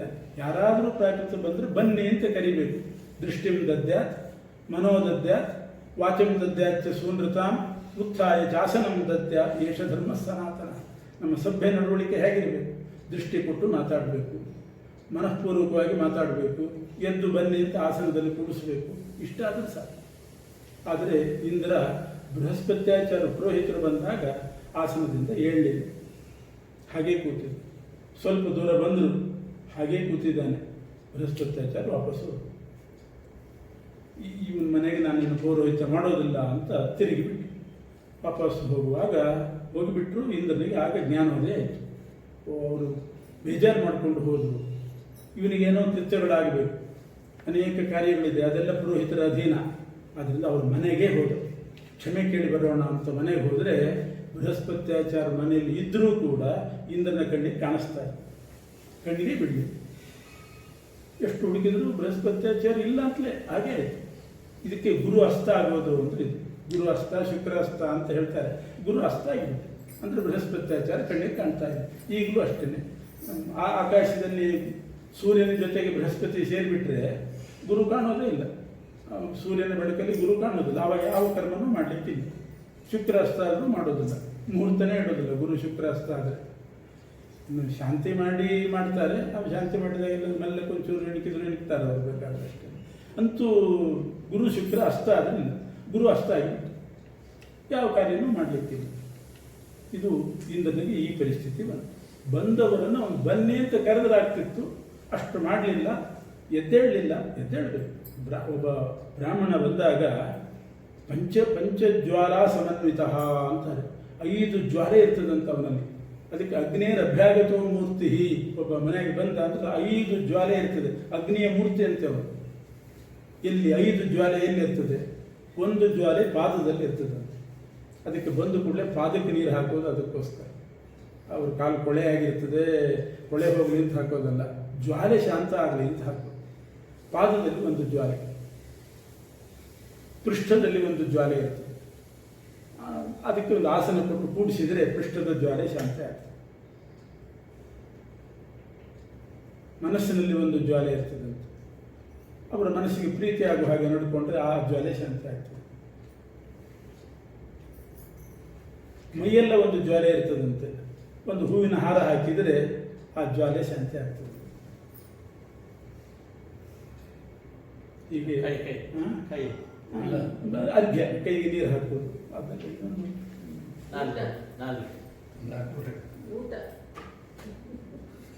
ಅಂತೂ ಪಂಚಜ್ವಾಲಾ ಸಮನ್ವಿತ ಅಂತ. ಹೀಗೆ ಪಾದದಲ್ಲಿ, ಪೃಷ್ಠದಲ್ಲಿ, ಮನಸ್ಸಿನಲ್ಲಿ, ಹೃದಯದಲ್ಲಿ, ನಾಲಿಗೆಯಲ್ಲಿ ಒಂದು ಜ್ವಾಲೆ ಇರ್ತದೆ. ಯಾಕೆ ಬಂದಿದ್ದಾರೆ ಏನು ಅಂತ ಅವ್ರಿಗೊಂದು ಮಾತಿಗೆ ಅವಕಾಶ ಕೊಟ್ಟರೆ ಆವಾಗ ನಾಲಿಗೆಯಲ್ಲಿರೋ ಜ್ವಾಲೆ ಶಾಂತಿ ಆಗ್ತದೆ. ಹೀಗೆ ಪಂಚಜ್ವಾಲಾ ಸಮನ್ವಿತ ಅಂತ. ಬೃಹಸ್ಪತ್ಯಾಚಾರ್ಯ ಬಂದಾಗ ಇಂದ್ರ ಏನು ಮಾಡಲಿಲ್ಲ. ಅವ್ರು ಹೋದ್ರು ವಾಪಸ್ಸು. ಹೋಗುವಾಗ ಹಾಗೇ ಹೋಗಲಿಲ್ಲ, ಇಂದ್ರನ ಪುಣ್ಯವನ್ನೆಲ್ಲ ತೊಗೊಂಡು ಹೋದ್ರಂತೆ. ಇಂದ್ರನ ಪುಣ್ಯ ತೊಗೊಂಡು ಹೋದ್ರು. ಅದಕ್ಕೆ ವ್ಯಾಸರು ಹೇಳ್ತಾರೆ, ಪಾತ್ರ ಅಂತ ಕರೀತಾರೆ ಈ ಬ್ರಾಹ್ಮಣರನ್ನ, ಪಾತ್ರ ಅಂತಾರೆ. ಸತ್ಪಾತ್ರದಲ್ಲಿ ದಾನ ಮಾಡಬೇಕು, ಪಾತ್ರದ ಸಂಗಡ ಯಾತ್ರೆ ಮಾಡಬೇಕು ಅಂತೆಲ್ಲ ಉಂಟು. ಪಾತ್ರ ಅಂತ ಯಾಕೆ ಹೆಸರು ಅಂದರೆ, ನೀರಿದ್ದ ಬಾವಿಗೆ ಒಂದು ಬಕೆಟ್ ಬಿದ್ದರೆ, ಒಂದು ಪಾತ್ರೆ ಬಿದ್ದರೆ ಮೇಲೆತ್ತುವಾಗ ಅದು ನೀರು ತುಂಬಿಕೊಂಡೇ ಬರ್ತದೆ. ಹಾಗೆ ಒಂದು ಕಡೆ ಬ್ರಾಹ್ಮಣ ಹೋದರೆ ಅಲ್ಲಿ ತುಂಬಿಕೊಂಡೇ, ಅವನು ಕೊಟ್ಟದ್ದನ್ನು ತುಂಬಿಕೊಂಡೇ ಹೋಗ್ತಾನಂತೆ. ಅದಕ್ಕೆ ಪಾತ್ರೆ ಇದ್ದ ಹಾಗೆ ಅಂತ. ಏನೂ ಕೊಡದೇ ಇದ್ದರೆ ಪುಣ್ಯ ತುಂಬಿಕೊಂಡು ಹೋಗ್ತಾನಂತೂ. ಪಾತ್ರವೇ ಖಾಲಿ ಅಂತೂ ಹೋಗುವುದಿಲ್ಲಂತೆ. ನಹಿ ರಿಕ್ತ ಸಮಯಾತಿ ವಿಪ್ರ ಪಾತ್ರ ತಥಾ ಸ್ಮೃತಂ ಅಂತ ಉಂಟು. ನಹಿ ರಿಕ್ತ ಸಮಯಾತಿ, ಖಾಲಿ ಕೈಯಲ್ಲಂತೂ ಹೋಗೋದಿಲ್ಲ. ಒಂದು ಮನೆಗೆ ಬಂದರೆ ಅವ್ರೇನಾದರೂ ಒಂದು ತಾಂಬೂಲ ಕೊಟ್ಟರೆ ಅದನ್ನು ತೊಗೊಂಡು ಹೋಗ್ತಾನೆ, ಇಲ್ಲದಿದ್ದರೆ ಪುಣ್ಯ ತೊಗೊಂಡು. ಈಗ ಬೃಹಸ್ಪತ್ಯಾಚಾರ ಬಂದವರು ಇಂದ್ರನ ಪುಣ್ಯ ಎಲ್ಲ ತೊಗೊಂಡು ಹೋಗ್ತಾರೆ. ಅದು ಗುರು ಅಸ್ತನೂ ಆಗಿಬಿಟ್ರು. ಇದು ದೈತ್ಯರಿಗೆ ಗೊತ್ತಾಯಿತು, ಗುರು ಅಸ್ತಾಗಿದ್ದಾನೆ, ದೇವತೆಗಳಿಗೆ ಈಗ ಬಲ ಇಲ್ಲ, ಗುರುಬಲ ಇಲ್ಲ. ಗುರುಬಲ ಇಲ್ಲ ಅಂದರೆ ಏನೂ ಮಾಡಲಿಕ್ಕೆ ಆಗುತ್ತೆ. ಈಗ ನಮಗೆ ಒಳ್ಳೆ ಸಮಯ ಯುದ್ಧಕ್ಕೆ ಹೋಗಲಿಕ್ಕೆ ಅಂತ ದೈತ್ಯರು ಯುದ್ಧಕ್ಕೆ ಬಂದರು.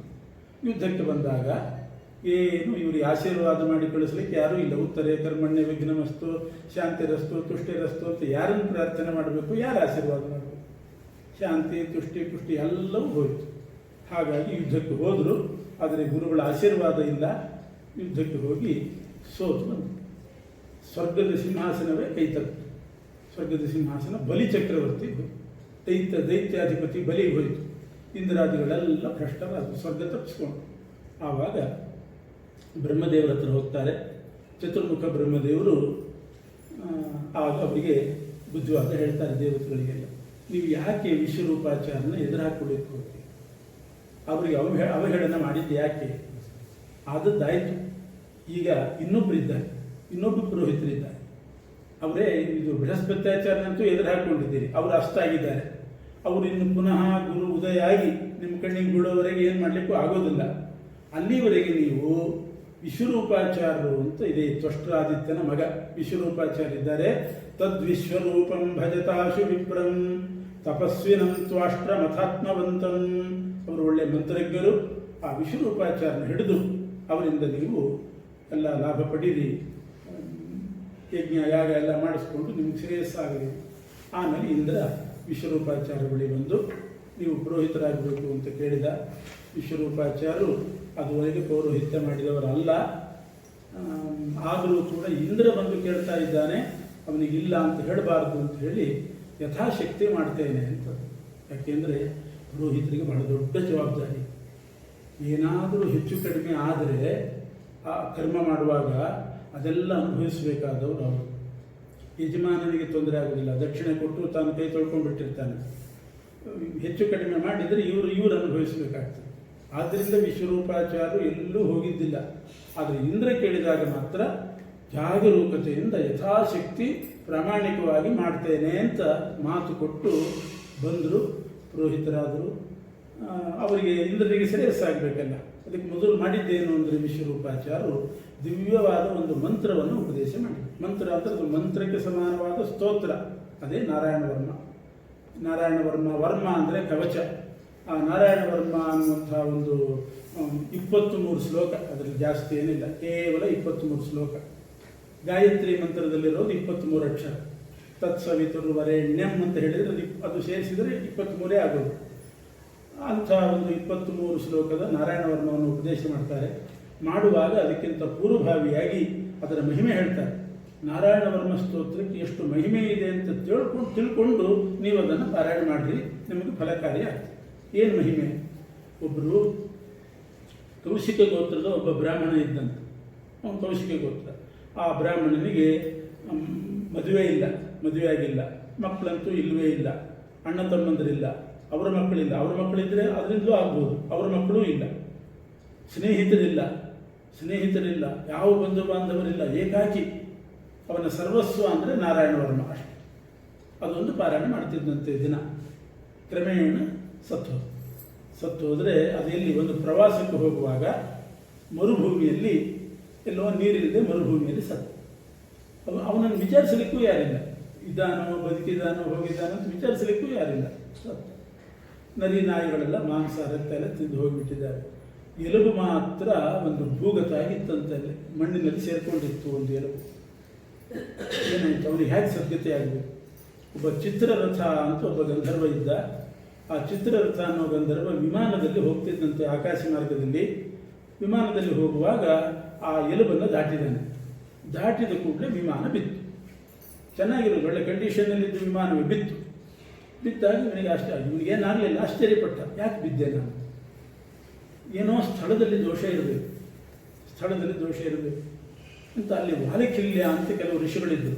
ಅವರಲ್ಲಿ ಹೋಗಿ ಕೇಳ್ತಾನೆ, ನನ್ನ ವಿಮಾನ ಈ ಜಾಗದಲ್ಲಿ ಬಿತ್ತು, ಅಲ್ಲಿ ಏನಾದರೂ ಸ್ಥಳ ದೋಷ ಇದೆಯಾ ನೋಡಿ ಅಂತ. ಅವರು ಯೋಗ ದೃಷ್ಟಿಯಿಂದ ನೋಡಿ ಹೇಳಿದರು, ಅವರಿಗೆಲ್ಲ ಹೊಳಿತು. ನೀನು ಬರುವ ಜಾಗದಲ್ಲಿ ಒಬ್ಬ ಕೌಶಿಕ ಗೋತ್ರದ ಬ್ರಾಹ್ಮಣ ಸತ್ತ ಜಾಗ, ಅವನ ಎಲುಬು ಅಲ್ಲಿ ಭೂಗತ ಆಗಿದೆ, ಮಣ್ಣಲ್ಲಿ ಸೇರಿಕೊಂಡಿದೆ.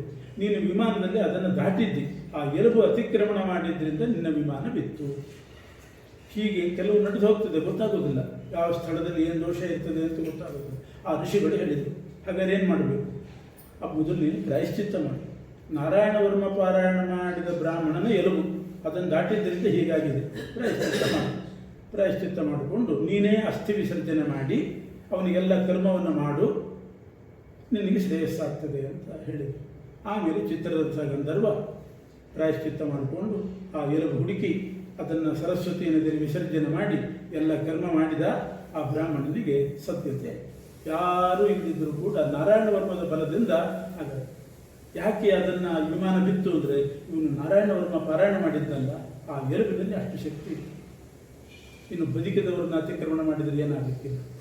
ಆ ಸತ್ತವನ ಎಲುಬಿಗೆ ಅಷ್ಟು ಶಕ್ತಿ, ಅದನ್ನು ದಾಟಿದ್ರಿಂದ ಹಾಗಾಯಿತು. ಹೀಗೆ ಅದರ ಮಹಿಮೆ. ನಾರಾಯಣ ವರ್ಮದ ಸಿದ್ಧಿ ಇದ್ದವರು, ಅದನ್ನು ಪುರಸ್ಕರಣೆ ಮಾಡಿ ಸಿದ್ಧಿ ಮಾಡಿಕೊಂಡವರು ರೋಗಿಗಳ ಮೇಲೆ ದೃಷ್ಟಿ ಹಾಕಿದರೆ ರೋಗವಾಸಿ ಆಗ್ತದೆ. ಅವರ ಪಾದ ಸ್ಪರ್ಶ ಆದರೆ ಎಲ್ಲ ರೋಗ ರುಜಿನಗಳು, ಮೈಯಲ್ಲಿ ಸೇರಿದ ಭೂತ ಪ್ರೇತಗಳೆಲ್ಲ ಉಚ್ಚಾಟನೆ ಆಗ್ತದೆ. ಎಂ ಪಶ್ಯತಿ ಚಕ್ಷುಷ. ನಾರಾಯಣ ವರ್ಮ ಪಾರಾಯಣ ಮಾಡಿದವರು ಯಾರ್ಯಾರನ್ನ ಕಣ್ಣಿನಿಂದ ನೋಡ್ತಾರೆ ಅವರಿಗೆಲ್ಲ ಭಯ ಪರಿಹಾರ ಆಗ್ತದೆ. ಪದಾವ ಸಂಸ್ಪೃಶಿತ್, ಕೈ ತಲೆ ಮೇಲೆ ಇಡೋದು ಬೇಡ, ಅವರ ಪಾದ ಸ್ಪರ್ಶ ಆದರೂ ಸಾಕು. ಸಾಧ್ವ ಸಾತ್ಸ ವಿಮುಚ್ಯತೆ ಅಂತ ಹೇಳಿ ಆ ನಾರಾಯಣ ವರ್ಮವನ್ನು 23 ಶ್ಲೋಕದ ಮಂತ್ರವನ್ನು ಉಪದೇಶ ಮಾಡಿದ್ದಾರೆ. ಯಾರೂ ಹೇಳಬಹುದು, ಆದರೆ ನಾರಾಯಣ ವರ್ಮ ಅದು ಭಾಗವತವೇ ಗಾಯತ್ರಿ ಭಾಷ್ಯ ಆದ್ದರಿಂದ, ಆ ನಾರಾಯಣ ವರ್ಮದಲ್ಲಿರೋದು 23 ಶ್ಲೋಕ ಆದ್ದರಿಂದ ಒಂದೊಂದು ಶ್ಲೋಕ ಹೇಳುವಾಗ ಗಾಯತ್ರಿಯ ಒಂದೊಂದು ಅಕ್ಷರ ಹೇಳಬೇಕು. ಈಗ ತತ್ ಸವಿತುರ್ವರೇಣ್ಯಂ ಭರ್ಗೋ ದೇವಸ್ಯ ಧೀಮಹಿ ಧಿಯೋ ಯೋ ನಃ ಪ್ರಚೋದಯಾತ್ ಅಂತ ಮಂತ್ರ. ಮೊದಲನೇ ಮಂತ್ರವನ್ನು ಬೀಜಾಕ್ಷರ ಮಾಡಿ, ಬೀಜಾಕ್ಷರ ಮಾಡೋದು ಅಂದರೆ ಓಂ ತಂ ಓಂ, ಆಮೇಲೆ ಎರಡನೇದು ತತ್ಸ ಓಂ ಸಂ ಓಂ, ಓಂ ವಿಂ ಓಂ, ಓಂ ತುಂ ಓಂ, ಹೀಗೆ ಮಾಡಿ ಒಂದೊಂದು ಶ್ಲೋಕ ಹೇಳ್ತಾ ಬರಬೇಕು.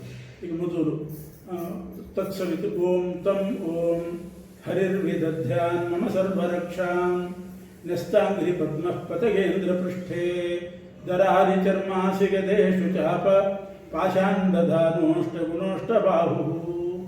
ಓಂ ಸಂ ಓಂ ಜಲೇಶು ಮಾಂ ರಕ್ಷತು ಮತ್ಸ್ಯಮೂರ್ತಿ ಯಾದೋ ಗಣೇಭ್ಯೋ ವರುಣಸ್ಯ ಪಾಶಾತ್ ಸ್ಥಳೇ ಚ ಮಾಯಾವಟು ವಾಮನೋ ವ್ಯಾತ್ ತ್ರಿವಿಕ್ರಮಶ್ಚೈವತು ವಿಶ್ವರೂಪಃ. ಓಂ ವಿಂ ಓಂ ದುರ್ಗೇಶ್ವಟವ್ಯಾಜಿಮುಖಾದಿಷು ಪ್ರಭುಃ ಪಾಯಾನ್ ನೃಸಿಂಹೋ ಸುರಯೂಥಪಾರಿಃ ವಿಮುಂಚತೋ ಯಸ್ಯ ಮಹಾಟ್ಟಹಾಸಂ ದಿಶೋ ವಿನೇದುರ್ನಪತಂಶ್ಚ ಗರ್ಭಾಃ. ಹರಿ ಚೆನ್ನಾಗಿ ರಕ್ಷತ್ವಸೌ ಮಾಧ್ವನಿ ಯಜ್ಞಕಲ್ಪಃ ಸ್ವದಂಶ್ರಯೋನ್ನೀತಧರೋ ವರಾಹಃ ರಾಮೋದ್ರಿಕೂಟೇಶ್ವಥ ವಿಪ್ರವಾಸೆ ಸ ಲಕ್ಷ್ಮಣೋ ವ್ಯಾತ್ ಭರತಾಗ್ರಜೋ ಮಾಂ. ಅದ್ಭುತವಾದ ಸ್ತೋತ್ರ. ಅದನ್ನು ಹೇಳ್ತಾ ಹೇಳ್ತಾ ಮೈಯಲ್ಲಿ ಒಂದು ವೇವ್ಸ್ ಬಂದ ಹಾಗೆ ಬರ್ತದೆ, ರೋಮಾಂಚ ಆಗ್ತದೆ. ಅಂಥ ಒಂದು ದಿವ್ಯವಾದ ಮಂತ್ರ. ಕೊನೆಗೆ ಪ್ರಚೋದಯಾತ್ ತು ಅನ್ನೋದು ಅರ್ಧಾಕ್ಷರ, ಅದು ಲೆಕ್ಕಕ್ಕಿಲ್ಲ. ಓಂ ಯಾಂ ಓಂ ಕೊನೆಗೆ ಮುಗಿಸುವಾಗ ಓಂ ಯಾಂ ಓಂ ವಿದಿಕ್ಷು ದಿಕ್ಷೂರ್ಧ್ವಮಧಸ್ಸಮಂತಾತ್ ಅಂತರ್ಬಹಿರ್ಭಗವಾನ್ ನಾರಸಿಂಹಃ ಪ್ರಹಾಪಯನ್ ಲೋಕಭಯಂ ಸ್ವನೇನ ಸ್ವತೇಜಸಾಗ್ರಸ್ತ ಸಮಸ್ತ ತೇಜಾಃ. ಇವತ್ತಿನ ಸ್ತೋತ್ರ ಪುಸ್ತಕಗಳಲ್ಲೆಲ್ಲ ಇಡೀ ಅಧ್ಯಾಯ ಕೊಟ್ಟಿದ್ದಾರೆ. ಆದರೆ ಮಂತ್ರ ಅಂದರೆ ನಾರಾಯಣ ವರ್ಮ ಅಂದರೆ ಹರಿರ್ವಿದಧ್ಯಾತ್ ಅಲ್ಲಿಂದ ಇದು ವಿದಿಕ್ಷು ದಿಕ್ಷೋರ್ಧ್ವಮಧಸ್ಸಮಂತ ಅಲ್ಲಿವರೆಗೆ 23 ಶ್ಲೋಕ. ಇದನ್ನು ಪಾರಾಯಣ ಮಾಡಿದರೆ ನಾರಾಯಣ ಮಯಂ ವರ್ಮ ಸನ್ನಹ್ಯ ಭಯ ಆಗತ್ತೆ. ಜೀವನದಲ್ಲಿ ಯಾವ ಭಯ ಬರಲಿ, ಏನು ಸಮಸ್ಯೆ ಬರಲಿ, ಏನು ಆತಂಕ ಬರಲಿ, ಯಾರ್ಯಾರೋ ಏನೇನೋ ಮಾಡಬೇಕು ಅಂತ ಹೊರಡ್ಬೋದು. ನಾರಾಯಣ ವರ್ಮ ಪಾರಾಯಣ ಮಾಡಿದರೆ ತಿರುಗುಬಾಣ ಆಗ್ತದೆ. ಅವರಿಗೆ ತಿರುಗುಬಾಣ ನಮಗೇನು ಆಗಬೇಕು ಅಂಥ ಶಕ್ತಿಯನ್ನು ಕೊಡ್ತಕ್ಕಂಥದ್ದು. ವರ್ಮ ಅಂದರೆ ಕವಚ. ನಾರಾಯಣ ವರ್ಮ ಪಾರಾಯಣ ಮಾಡಿದರೆ ಭಗವಂತನ ರೂಪಗಳು, ಭಗವಂತನ ಪಾರ್ಷದರು, ಅವನ ಆಯುಧಗಳು, ಅವನ ವಾಹನ ಎಲ್ಲವೂ ನಮ್ಮ ಸುತ್ತಲೂ ಕವಚದ ಹಾಗೆ ಬರ್ತದಂತೆ. ಮೊದಲನೇ ಶ್ಲೋಕದಲ್ಲೇ ಹೇಳ್ತಾರೆ.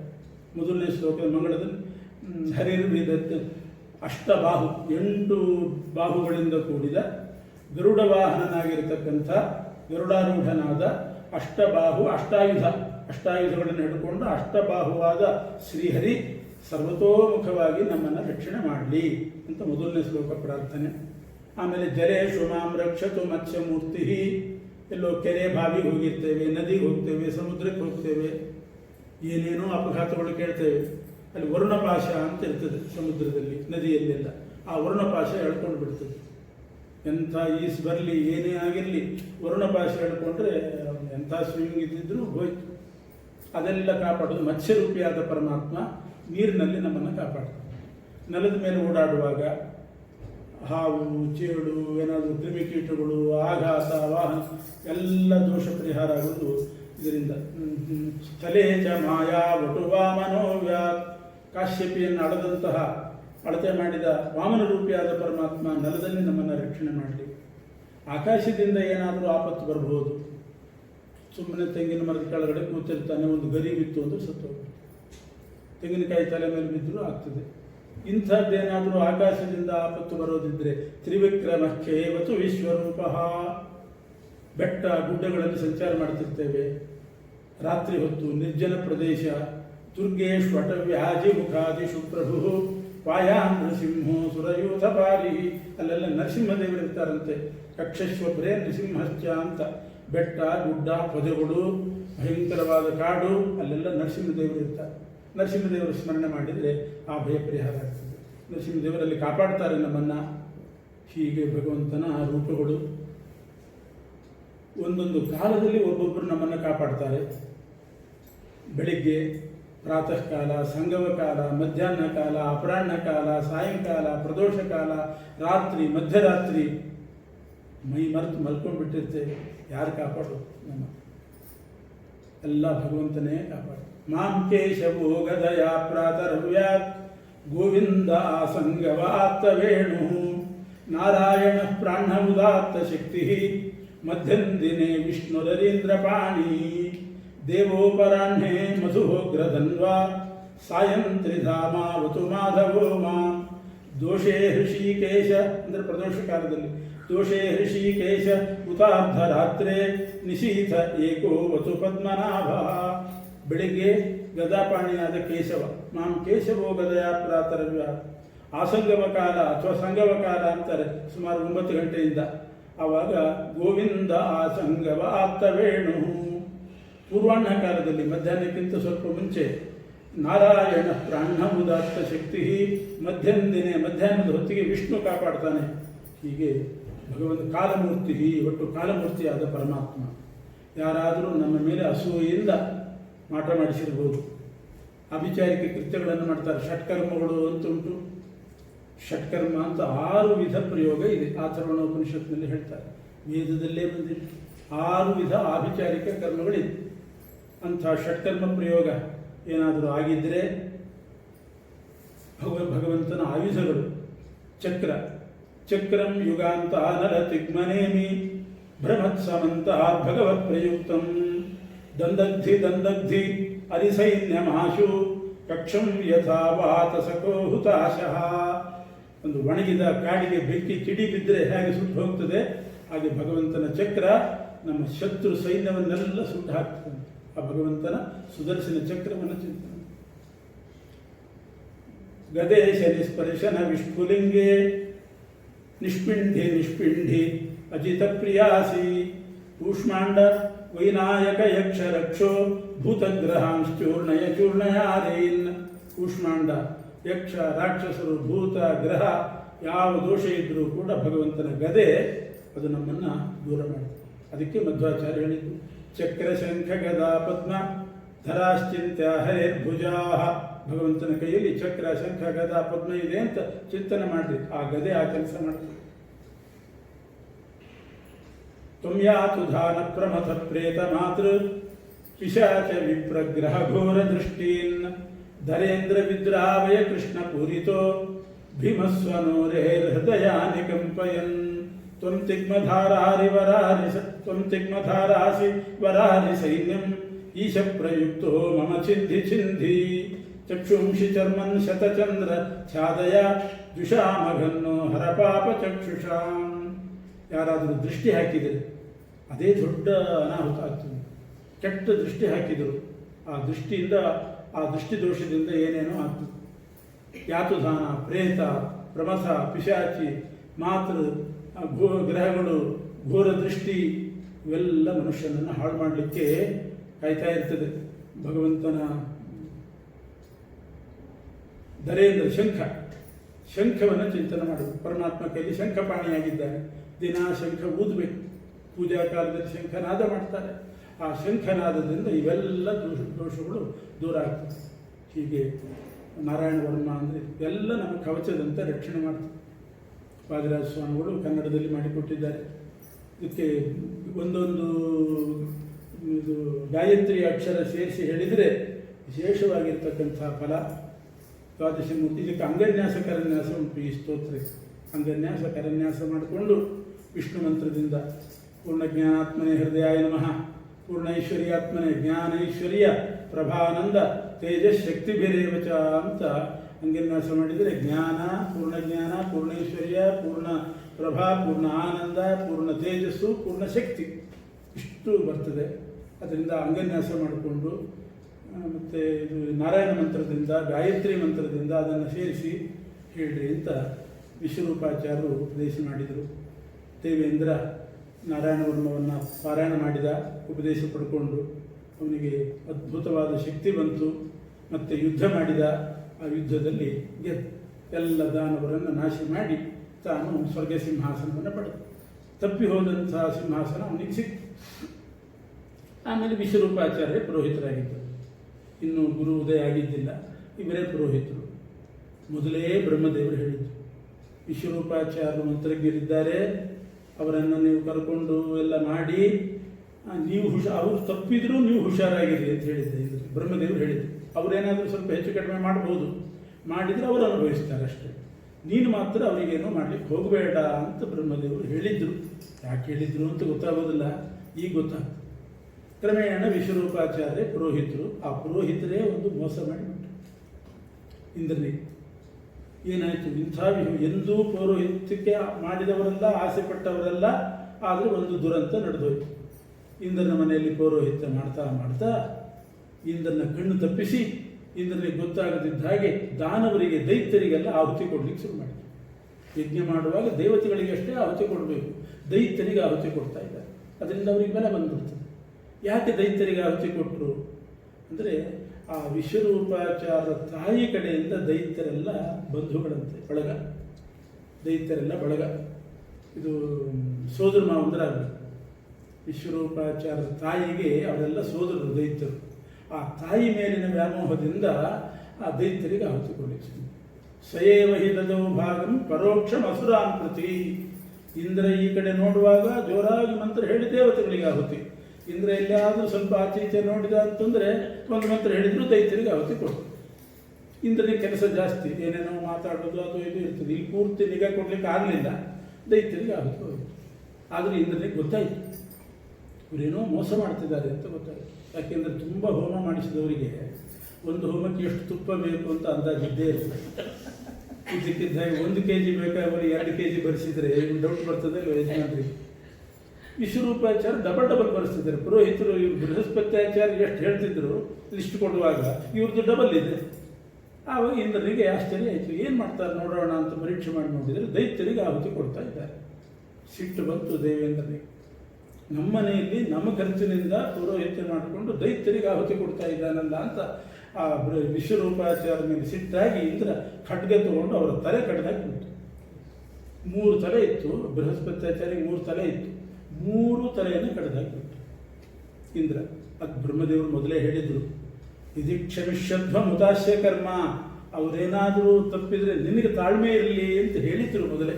ಇದೆಲ್ಲ ಗೊತ್ತು ಬ್ರಹ್ಮದೇವರಿಗೆ, ಮೊದಲೇ ಎಚ್ಚರಿಕೆ ಕೊಟ್ಟಿದ್ದರು, ಸ್ವಲ್ಪ ತಾಳ್ಮೆ ಇರಲಿ, ನಿನಗೆ ತಾಳ್ಮೆ ಇರಲಿ.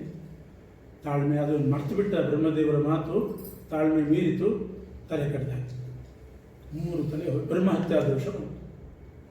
ಅವ್ರು ತಪ್ಪು ಮಾಡಿದ್ದು ಹೌದು, ಆದರೂ ತಲೆ ಕಡ್ದು ಹಾಕೋದು ಅಂದರೆ ಏನರ್ಥ ಇಲ್ಲ. ಇನ್ನೊಂದ್ಸಲ ಗರೀದಿದ್ದರೆ ಆಯ್ತು ಅಷ್ಟೇ. ಅದು ಬಿಟ್ಟು ತಲೆ ಕಡ್ದು ಹಾಕಿಬಿಟ್ರೆ ಬ್ರಹ್ಮಹತ್ಯಾ ದೋಷ ಬಂತು. ಅದು ಬೆನ್ನು ಹತ್ತಿತ್ತು ಇಂದ್ರನಿಗೆ, ಏನು ಮಾಡಿದರೂ ಹೋಗ್ತಾ ಇಲ್ಲ. ಆಗ 1 ವರ್ಷ ನೋಡಿದ, ಏನು ಮಾಡಿದರೂ ಹೋಗಲಿಲ್ಲ. ಕೊನೆಗೆ 4 ಭಾಗ ಮಾಡಿದ ಬ್ರಹ್ಮಹತ್ಯೆಯನ್ನು. 4 ಭಾಗ ಮಾಡಿ ಒಂದನ್ನು ಭೂಮಿಗೆ ಹಂಚಿದ. 3 ಲೋಕ ಆಳಬೇಕು, ಬ್ರಹ್ಮಹತ್ಯೆ ಇದ್ದರೆ ಆಳಲಿಕ್ಕೆ ಆಗೋದಿಲ್ಲ, ನೀವು ತಗೊಳ್ಳಿ ಅಂತ ಭೂಮಿ ತೊಗೊಂಡಿದ್ದು, 1 ಭಾಗ ತೊಗೊಂಡಿತ್ತು.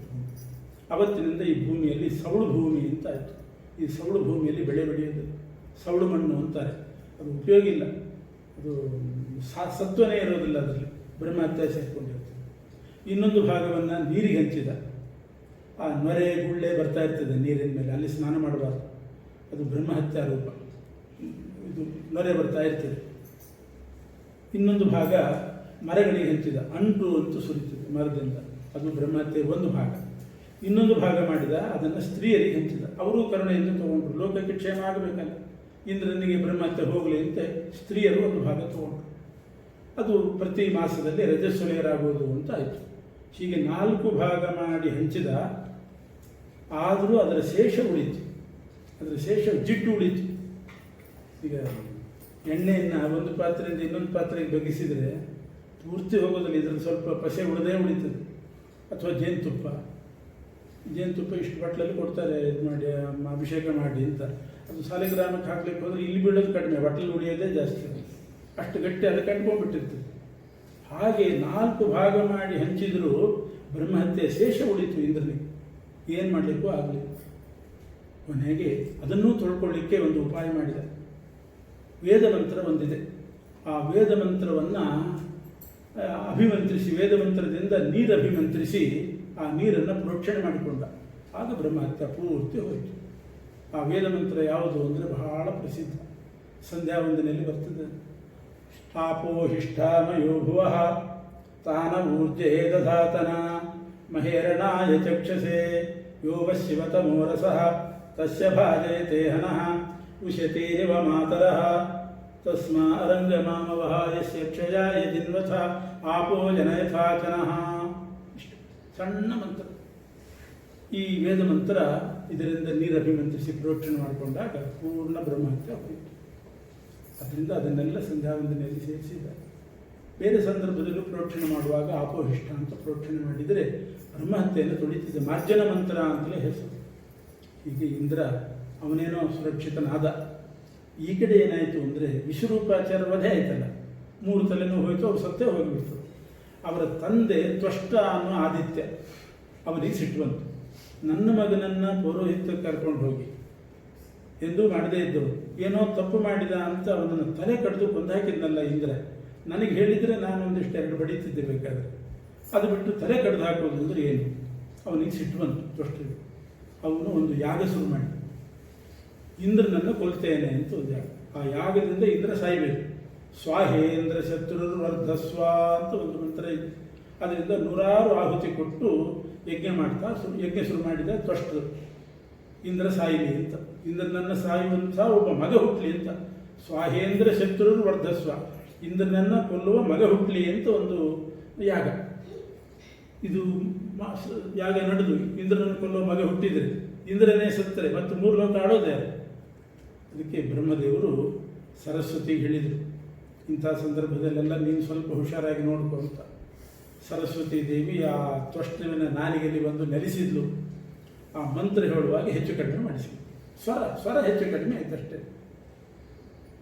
ವೇದದಲ್ಲಿ ಉದಾತ್ತ ಅನುದಾತ್ತ ಸ್ವರಗಳಿರ್ತವೆ. ಒಂದು ಸ್ವರ ಹೆಚ್ಚು ಕಡಿಮೆ ಆದರೆ ಅನರ್ಥ ಆಗ್ತದೆ. ಇವನ ಉದ್ದೇಶ ಇದ್ದದ್ದು ಇಂದ್ರನನ್ನು ಕೊಲ್ಲುವ ಮಗ ಹುಟ್ಟಲಿ ಅಂತ. ಆ ಸರಸ್ವತಿಯ ಚಮತ್ಕಾರದಿಂದ ಇಂದ್ರನ ಕೈಯಿಂದ ಸಾಯುವ ಮಗ ಹುಟ್ಟಲಿ ಅಂತ ಅರ್ಥ ಆಯ್ತು. ಆ ರೀತಿ ಮಂತ್ರ ಅಷ್ಟೇ, ಸ್ವಾಹೇಂದ್ರ ಶತ್ರುರ್ವರ್ಧಸ್ವ ಅರ್ಥ ಆದದ್ದು ಮಾತ್ರ ಸ್ವರ ಬದಲಾವಣೆ ಆದ್ದರಿಂದ ಇಂದ್ರನ ಕೈಯಿಂದ ಸಾಯುವ ಮಗ ಹುಟ್ಟಲಿ ಅಂತ ಅದೇ ಮಂತ್ರ ಹೇಳಿ ಹೇಳಿ 106 ಆಹುತಿ ಕೊಟ್ಟದ್ದಾಯಿತು. ಕೊನೆಗೆ ಒಬ್ಬ ಹುಟ್ಟಿದ, ವೃತ್ರಾಸುರ ಅಂತ ಹುಟ್ಟಿದ. ಅವನು ಇಂದ್ರನನ್ನು ಕೊಲ್ಲುವವನಾಗಲಿಲ್ಲ, ಇಂದ್ರನ ಕೈಯಿಂದ ಸಾಯುವವನಾದ. ಇಷ್ಟು ಮಾಡಿದ್ದು ದಂಡ ಆಯಿತು. ಯಾಕೆಂದರೆ ಸ್ವರತೋಪರಾಧ, ಸ್ವರಾಪರಾಧ. ವೃತ್ರಾಸುರ ಹುಟ್ಟಿದ, ಭಾರಿ ಬೆಳೆದ, ಇಡೀ ಜಗತ್ತನ್ನೇ ನುಂಗುವಂಥ ವ್ಯಕ್ತಿ ಅವನು. ಆ ರೀತಿ ಬೆಳೆದ.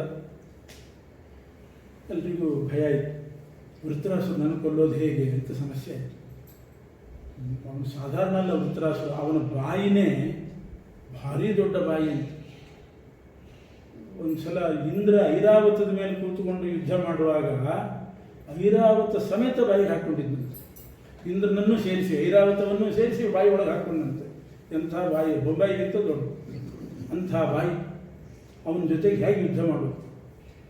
ಆ ಯುದ್ಧಕ್ಕೆ ಬಂದಾಗ ದೇವತೆಗಳೆಲ್ಲ ಹೆದರಿ ಮತ್ತೆ ಪರಮಾತ್ಮನಿಗೆ ಮೊರೆ ಹೋದರು. ಭಗವಂತ ಪ್ರತ್ಯಕ್ಷನಾಗಿ ಒಂದು ಉಪಾಯ ಹೇಳಿದ. ವೃತ್ರಾಸುರನನ್ನು ಕೊಲ್ಲಬೇಕಾದರೆ ಒಂದೇ ಒಂದು ಉಪಾಯ, ವಜ್ರಾಯುಧ ತಯಾರಾಗಬೇಕು. ವಜ್ರಾಯುಧದಿಂದ ವೃತ್ರಾಸುರ ಸಾಯಿತು. ವಜ್ರಾಯುಧ ಮಾಡಿ ಹೇಗೆ ಮಾಡೋದು? ವಜ್ರದ ಅಂಗಡಿಗೆ ಹೋಗಿ ವಜ್ರ ತಂದು ಮಾಡೋ ಆಯುಧ ಅಲ್ಲ ಅದು. ವಜ್ರಾಯುಧ ಅಂತ ಹೆಸರಷ್ಟೇ, ಡೈಮಂಡ್ನಿಂದ ವಜ್ರದಿಂದ ಮಾಡೋದಲ್ಲ. ದಧೀಚ ಅಂತ ಒಬ್ಬ ಋಷಿಗಳಿದ್ದಾರೆ. ಆ ದಧೀಚ ಋಷಿಗಳ ಹತ್ರ ಹೋಗಿ ಅವರ ಎಲುಬು ಇಸ್ಕೊಳ್ಳಿ. ಅವರ ದೇಹದ ಎಲ್ಲ ಎಲುಬು ಮೂಳೆಗಳನ್ನು ಇಸ್ಕೊಂಡು ಆ ಮೂಳೆಗಳಿಂದ ವಜ್ರಾಯುಧ ತಯಾರಾಗಬೇಕು. ವಿಶ್ವಕರ್ಮ ಮಾಡಿಕೊಡ್ತಾನೆ, ದೇವಶಿಲ್ಪಿ. ಅವನಿಂದ ಒಂದು ಇವರ ದಧೀಚರ ಮೂಳೆಯಿಂದ ಒಂದು ಆಯುಧ ತಯಾರು ಮಾಡಬೇಕು. ಅದರಿಂದ ವೃತ್ರಾಸುರ ಸಾಯ್ತಾನೆ. ಅಷ್ಟು ಕೆಲಸ ಮಾಡಿ. ಅಂದರೆ ನಾವು ಬದುಕಲಿಕ್ಕೆ ಈ ದಧೀಚರನ್ನು ಸಾಯಿಸಬೇಕಾಯ್ತು. ಮೂಳೆ ಕೊಡ್ರಿ ಅಂತಂದರೆ ಯಾರು ಕೊಡ್ತಾರೆ? ಬ್ಲಡ್ ಕೊಡಿ ಅಂದರೆ ಕೊಡಲ್ಲ. ಮೂಳೆ ಕೊಡಿ ಅಂತಂದರೆ ಏನರ್ಥ? ಇಲ್ಲ, ಮಹಾತ್ಯಾಗಿಗಳವರು ದಧೀಚ ಋಷಿಗಳು. ಇಡೀ ಜಗತ್ತಿಗೆ ಕಲ್ಯಾಣ ಆಗ್ತದೆ ಅಂತಾದರೆ ಅವರು ತ್ಯಾಗ ಮಾಡ್ತಾರೆ, ನೀವು ಹೋಗಿ ಕೇಳಿ. ಹಾಗೆ ಇಂದ್ರ ಬಂದು ದಧೀಚ ಋಷಿಗಳ ಹತ್ರ ಎಲುಬು ಯಾಚನೆ ಮಾಡ್ತಾನೆ. ನಿಮ್ಮ ಮೂಳೆಗಳು ಬೇಕು ನಮಗೆ, ವಜ್ರಾಯುಧ ತಯಾರಾಗಬೇಕು, ಜಗತ್ತಿಗೆ ಇಲ್ಲದಿದ್ದರೆ ವೃತ್ರಾಸುರ ಇಡೀ ಜಗತ್ತನ್ನೇ ನುಂಗ್ತಾನೆ. ಹಾಗೆ ದಧೀಚ ಋಷಿಗಳು ಹೇಳಿದ್ರಂತೆ, ಅವಶ್ಯ ಕೊಡ್ತೇನೆ, ನನಗೆ ಇಡೀ ಲೋಕಕ್ಕೆ ಕಲ್ಯಾಣ ಆಗೋದಾದರೆ ನಾನೊಬ್ಬ ದೇಹ ಪರಿತ್ಯಾಗ ಮಾಡ್ತೇನೆ. ಆದರೆ ನಾನು ಈ ಭೂಮಂಡಲದ ಯಾವ ತೀರ್ಥದಲ್ಲಿಯೂ ಸ್ನಾನ ಮಾಡಿದೆ. 3.5 ಕೋಟಿ ತೀರ್ಥ ಇದೆ ಭೂಮಿಯಲ್ಲಿ, 3.5 ಕೋಟಿ ತೀರ್ಥಗಳಿದೆ. ಒಂದು ತೀರ್ಥ ಸ್ನಾನನೂ ಆಗಿಲ್ಲ. ಅದರಿಂದ ನಾನೆಲ್ಲ ತೀರ್ಥ ಸ್ನಾನ ಮಾಡಿ ಬರ್ತೇನೆ, ಆಮೇಲೆ ನಾನು ಎಲುಬು ಕೊಡ್ತೇನೆ. ನೀವು ಎಲ್ಲ ತೀರ್ಥ ಸ್ನಾನ ಮಾಡಿ ಬರೋದ್ರೊಳಗೆ ನಮಗೆ ತೀರ್ಥ ಬಿಡಬೇಕಾಗ್ತದೆ ಅಂತ ಹೇಳಿದ್ರು. ಯಾಕೆಂದರೆ ವೃತ್ರಾಸುರ ತಯಾರಾಗಿ ನಿಂತುಬಿಟ್ಟಿದ್ದಾನೆ ತುದಿಗಾಲಲ್ಲಿ. ಹಾಗಾದ್ರೆ ಏನು ಮಾಡೋದು? ಅಷ್ಟು ತೀರ್ಥ ಸ್ನಾನ ಮಾಡಿ ಬರುವಷ್ಟು ಕಾಲಾವಕಾಶ ಇಲ್ಲ. ಈಗಿಂದೀಗಲೇ ವಜ್ರಾಯುಧ ತಯಾರಾಗಬೇಕು, ಅವನು ಸಾಯಬೇಕು. ಅದಕ್ಕೆ ದೇವತೆಗಳು ಹೇಳಿದರು, ನಾವು 3 ಕೋಟಿ ದೇವತೆಗಳಿದ್ದೇವೆ, ಎಲ್ಲ ತೀರ್ಥಕ್ಕೂ ಒಬ್ಬೊಬ್ಬರು ಹೋಗ್ತೇವೆ, ಒಂದೊಂದು ಕೊಡ ತೊಗೊಂಡು ಹೋಗ್ತೇವೆ. ಆ ತೀರ್ಥದಿಂದ ಒಂದೊಂದು ಕೊಡ ಹಿಡ್ಕೊಂಡು ಬರ್ತೇವೆ. ಉಳಿದ ದೇವತೆಗಳು ಇಲ್ಲೊಂದು ಹೊಂಡ ತಯಾರು ಮಾಡಲಿ, ಎಲ್ಲ ತೀರ್ಥವನ್ನು ಅಲ್ಲಿ ಹಾಕ್ತೇವೆ. ದಧೀಚ ಋಷಿಗಳು ಮುಳುಗಿ ಸ್ನಾನ ಮಾಡಿದರೆ ಎಲ್ಲ ಮುಗಿದು. ಒಬ್ಬರೇ ಎಲ್ಲ ತೀರ್ಥಕ್ಕೆ ಹೋಗೋದಕ್ಕಿಂತ ಒಬ್ಬೊಬ್ಬರು ಒಂದೊಂದು ತೀರ್ಥಕ್ಕೆ ಹೋಗಿ ಒಂದೊಂದು ಕೊಡಪಾನ ತಂದು ಒಂದು ಕಡೆ ಹಾಕೋದು ಅಂತ ಆ ವ್ಯವಸ್ಥೆ ಮಾಡಿದರು. ಕೂಡಲೇ ಒಬ್ಬೊಬ್ಬ ದೇವತೆಗಳು ಹೋಗಿ ಎಲ್ಲ ತೀರ್ಥದ ತಂದು ಒಂದು ಕಡೆ ಹಾಕಿದರು. ದಧೀಚ ಋಷಿಗಳು ಸ್ನಾನ ಮಾಡಿದರು, ತಮ್ಮ ದೇಹ ಬಿಟ್ಟು ಕೆಲವು ಪೂರ್ತಿ ತಗೊಂಡು ವಜ್ರಾಯುಧ ತಯಾರಾಯಿತು. ಆ ವಜ್ರಾಯುಧದಿಂದ ವೃತ್ರಾಸುರ ಸತ್ತು. ಆ ತೀರ್ಥ ಇವತ್ತಿಗೂ ಇದೆ. ಆ ತೀರ್ಥ ಇವತ್ತಿಗೂ ಇದೆ. ಅದು ಅಕಸ್ಮಾತ್ ನಮಗೆ ಗೊತ್ತಾಯಿತು. ಪ್ರತಿ ವರ್ಷ ಉತ್ತರ ಭಾರತಕ್ಕೆ ಹೋಗೋದು ಪದ್ಧತಿ. ಕಾರ್ ತೊಗೊಂಡು ಹೋಗ್ತಾ ಇದ್ವಿ. ಒಂದು ದಿವಸ ಬೆಳಗ್ಗೆ ಹೋಗುವಾಗ ನಿದ್ದೆ ಬಂದಿತ್ತು, ರಾತ್ರಿಯೆಲ್ಲ ಕಣ್ಣು ಬಿಟ್ಟು ನೋಡುವಾಗ ಒಂದು ಮೈಲಿಗಲ್ಲು, ಮಿಶ್ರಿತ ತೀರ್ಥ ಅಂತ ಹೆಸರು. ಆ ಮೈಲಿಗಲ್ಲಲ್ಲಿ ಮಿಶ್ರಿತ ತೀರ್ಥ 5 ಕಿಲೋಮೀಟ್ರು ಅಂತ ಕಾಣಿಸ್ತು. ಕುತೂಹಲ ಆಯ್ತು, ಇದೇನಿದೆ ಮಿಶ್ರಿತ ತೀರ್ಥ ಅಂತ. ಸೀದಾ ಹೋದ್ವಿ. ಹೋಗಿ ಏನು ಇಲ್ಲಿ ನಿಂತುಕೊಳ್ಳುವಾಗ ಅಲ್ಲೊಂದು ತೀರ್ಥ ತೋರಿಸಿದ್ರು, ದೊಡ್ಡ ಸರೋವರ. ಅದೊಂದು ಕುಗ್ರಾಮ. ಎಲ್ಲಿ ಅಂದರೆ ನೈಮಿಷಾರಣ್ಯದ ಹತ್ತಿರ ಇದೆ ಮಿಶ್ರಿತ ತೀರ್ಥ ಅಂತ. ಭಾರಿ ಕುಗ್ರಾಮ. ಅದರಲ್ಲೆಲ್ಲ ಪಂಡಗಳೆಲ್ಲ ಇದ್ದಾರೆ. ಅದೇ ಆ ತೀರ್ಥದಲ್ಲಿ ಅದೇ ಒಂದು ಮಹತ್ವ. ಸ್ವಲ್ಪ ಇಂಟೀರಿಯರ್ ಹೋಗಬೇಕು. ಹೋದರೆ ದೊಡ್ಡ ತೀರ್ಥ, ಮಿಶ್ರಿತ ತೀರ್ಥ. ಅಲ್ಲಿ ಕೇಳಿದ್ರು, ಏನಿದ್ರೆ ಇತಿಹಾಸ? ಹಾಗೆ ಹೇಳಿದರು, ದಧೀಚ ಋಷಿಗಳು ಸ್ನಾನಕ್ಕೋಸ್ಕರ ದೇವತೆಗಳಿಂದ ಎಲ್ಲ ತೀರ್ಥಗಳನ್ನು ತಂದು ಇಲ್ಲಿ ಹೊಂಡದಲ್ಲಿ ಹಾಕಿ ಅವರು ಸ್ನಾನ ಮಾಡಿದ ತೀರ್ಥ, ಅದಕ್ಕೆ ಮಿಶ್ರಿತ ತೀರ್ಥ ಅಂತ ಹೆಸರು. ಎಲ್ಲ ತೀರ್ಥಗಳ ಮಿಶ್ರಣ ಆಗಿದೆ. ಮಿಶ್ರಣ ಆದಂಥ ತೀರ್ಥ ಮಿಶ್ರಿತ ತೀರ್ಥ ಇವತ್ತಿಗೂ ಇದೆ. ಅನೇಕರು ಹೋಗಿ ಬರ್ತಿದ್ದಾರೆ. ನಾನು ಎಲ್ಲ ಕಡೆ ಹೇಳ್ತಾ ಇರ್ತೀನಿ, ಅಲ್ಲಿ ಹೋದಾಗ ಆ ಕಡೆ ಹೋಗ್ರಿ ಅಂತ. ಎಲ್ಲ ತೀರ್ಥಗಳು ಸನ್ನಿಧಾನ ಇದೆ. ಇದು ಸುಮ್ಮನೆ ಸ್ಥಳ ಪುರಾಣ ಹೇಳ್ತಾರೇನೋ ಅಂತ ಯೋಚನೆ ಮಾಡಿದ್ದೆ. ಕೊನೆಗೆ ವಾದಿರಾಜ ಸ್ವಾಮಿಗಳು ಇದನ್ನು ಬರೆದಿದ್ದಾರೆ. ವಾದಿರಾಜ ಸ್ವಾಮಿಗಳು ಯುಕ್ತಿ ಮಲ್ಲಿಕಾ ಗ್ರಂಥದಲ್ಲಿ ಇದನ್ನು ಬರೆದಿದ್ದಾರೆ. ಮಿಶ್ರಣ ತೀರ್ಥ ಅಂತ ತೀರ್ಥ ಪ್ರಬಂಧದಲ್ಲಿಲ್ಲ, ಯುಕ್ತಿ ಮಲ್ಲಿಕೆಯಲ್ಲಿ ಬರೀತಾರೆ. ಇಂಥದ್ದೊಂದು ಮಿಶ್ರಿತ ತೀರ್ಥ ಇದೆ ಅಂತ ಪ್ರಾಸಂಗಿಕವಾಗಿ ಯಾವುದೋ ಸಂದರ್ಭದಲ್ಲಿ ಬರೆದಿದ್ದಾರೆ. ಆಮೇಲೆ ಮತ್ತೆ ನೋಡುವಾಗ ವಾಮನ ಪುರಾಣದಲ್ಲಿ ಅದರ ಇತಿಹಾಸ ಎಲ್ಲ ಇದೆ. ಇದೆಲ್ಲ ಕಥೆ ವಾಮನ ಪುರಾಣದ್ದು, ಭಾಗವತದಲ್ಲಿ ಇಷ್ಟಿಲ್ಲ. ದಧೀಚರಿಷಳು ಎಲುಬು ಕೊಟ್ಟರು ಅಂತಿದೆ. ವಾಮನ ಪುರಾಣದಲ್ಲಿ ವೇದವ್ಯಾಸದೇವರು ಬರೀತಾರೆ. ಅದನ್ನು ವಾದಿರಾಜರು ಯುಕ್ತಿ ಮಲ್ಲಿಕೆಯಲ್ಲಿ ಉಲ್ಲೇಖ ಮಾಡಿದ್ದಾರೆ. ಅಲ್ಲಿ ಸ್ಥಳವೂ ಉಂಟು. ಹೀಗೆ ದಧೀಚರಿಷಳು ತ್ಯಾಗ ಮಾಡಿದ ಮೇಲೆ ವಜ್ರಾಯುಧ ನಿರ್ಮಾಣ ಆಗಿ ವೃತ್ತರಾಸುರ ವಧೆ ಆಯಿತು ಅಂತ. ಇದು ನಾರಾಯಣವರ್ಮದ್ದೇ ಮಹತ್ವ. ಯಾಕೆ ಅಂದರೆ ಇಂದ್ರ ಕೇಳ್ತಾನೆ, ದಧೀಚರಿಷಗಳ ಎಲುಬೆ ಯಾತಕ್ಕಾಗಬೇಕು, ನಮ್ಮ ದೇಹದ ಎಲುಬಿನಿಂದ ಮಾಡೋಣ. ಒಬ್ಬೊಬ್ಬರ ದೇಹದಲ್ಲಿ ಒಂದೊಂದು ಪೀಸ್ ತೊಗೊಂಡ್ರೆ ಅಷ್ಟೇ. ದೇವತೆಗಳು ಯಾವುದೋ ಎಕ್ಸ್ಟ್ರಾ ಇರ್ತದಂತೆ ಕೆಲವು ನರ ಎಲುಬುಗಳೆಲ್ಲ, ಹಾಗೆ ತಗೊಂಡು ಮಾಡ್ಬೋದಲ್ಲ. ಅದಕ್ಕೆ ಪರಮಾತ್ಮ ಹೇಳ್ತಾನೆ ದಧೀಚರಿಷಗಳೇ ಆಗಬೇಕು. ಯಾಕೆ ಅಂದರೆ ಅವರ ಎಲುಬಿನಲ್ಲಿ ವೃತ್ತರಾಸುರನನ್ನು ಕೊಲ್ಲುವ ಶಕ್ತಿ ಇದೆ.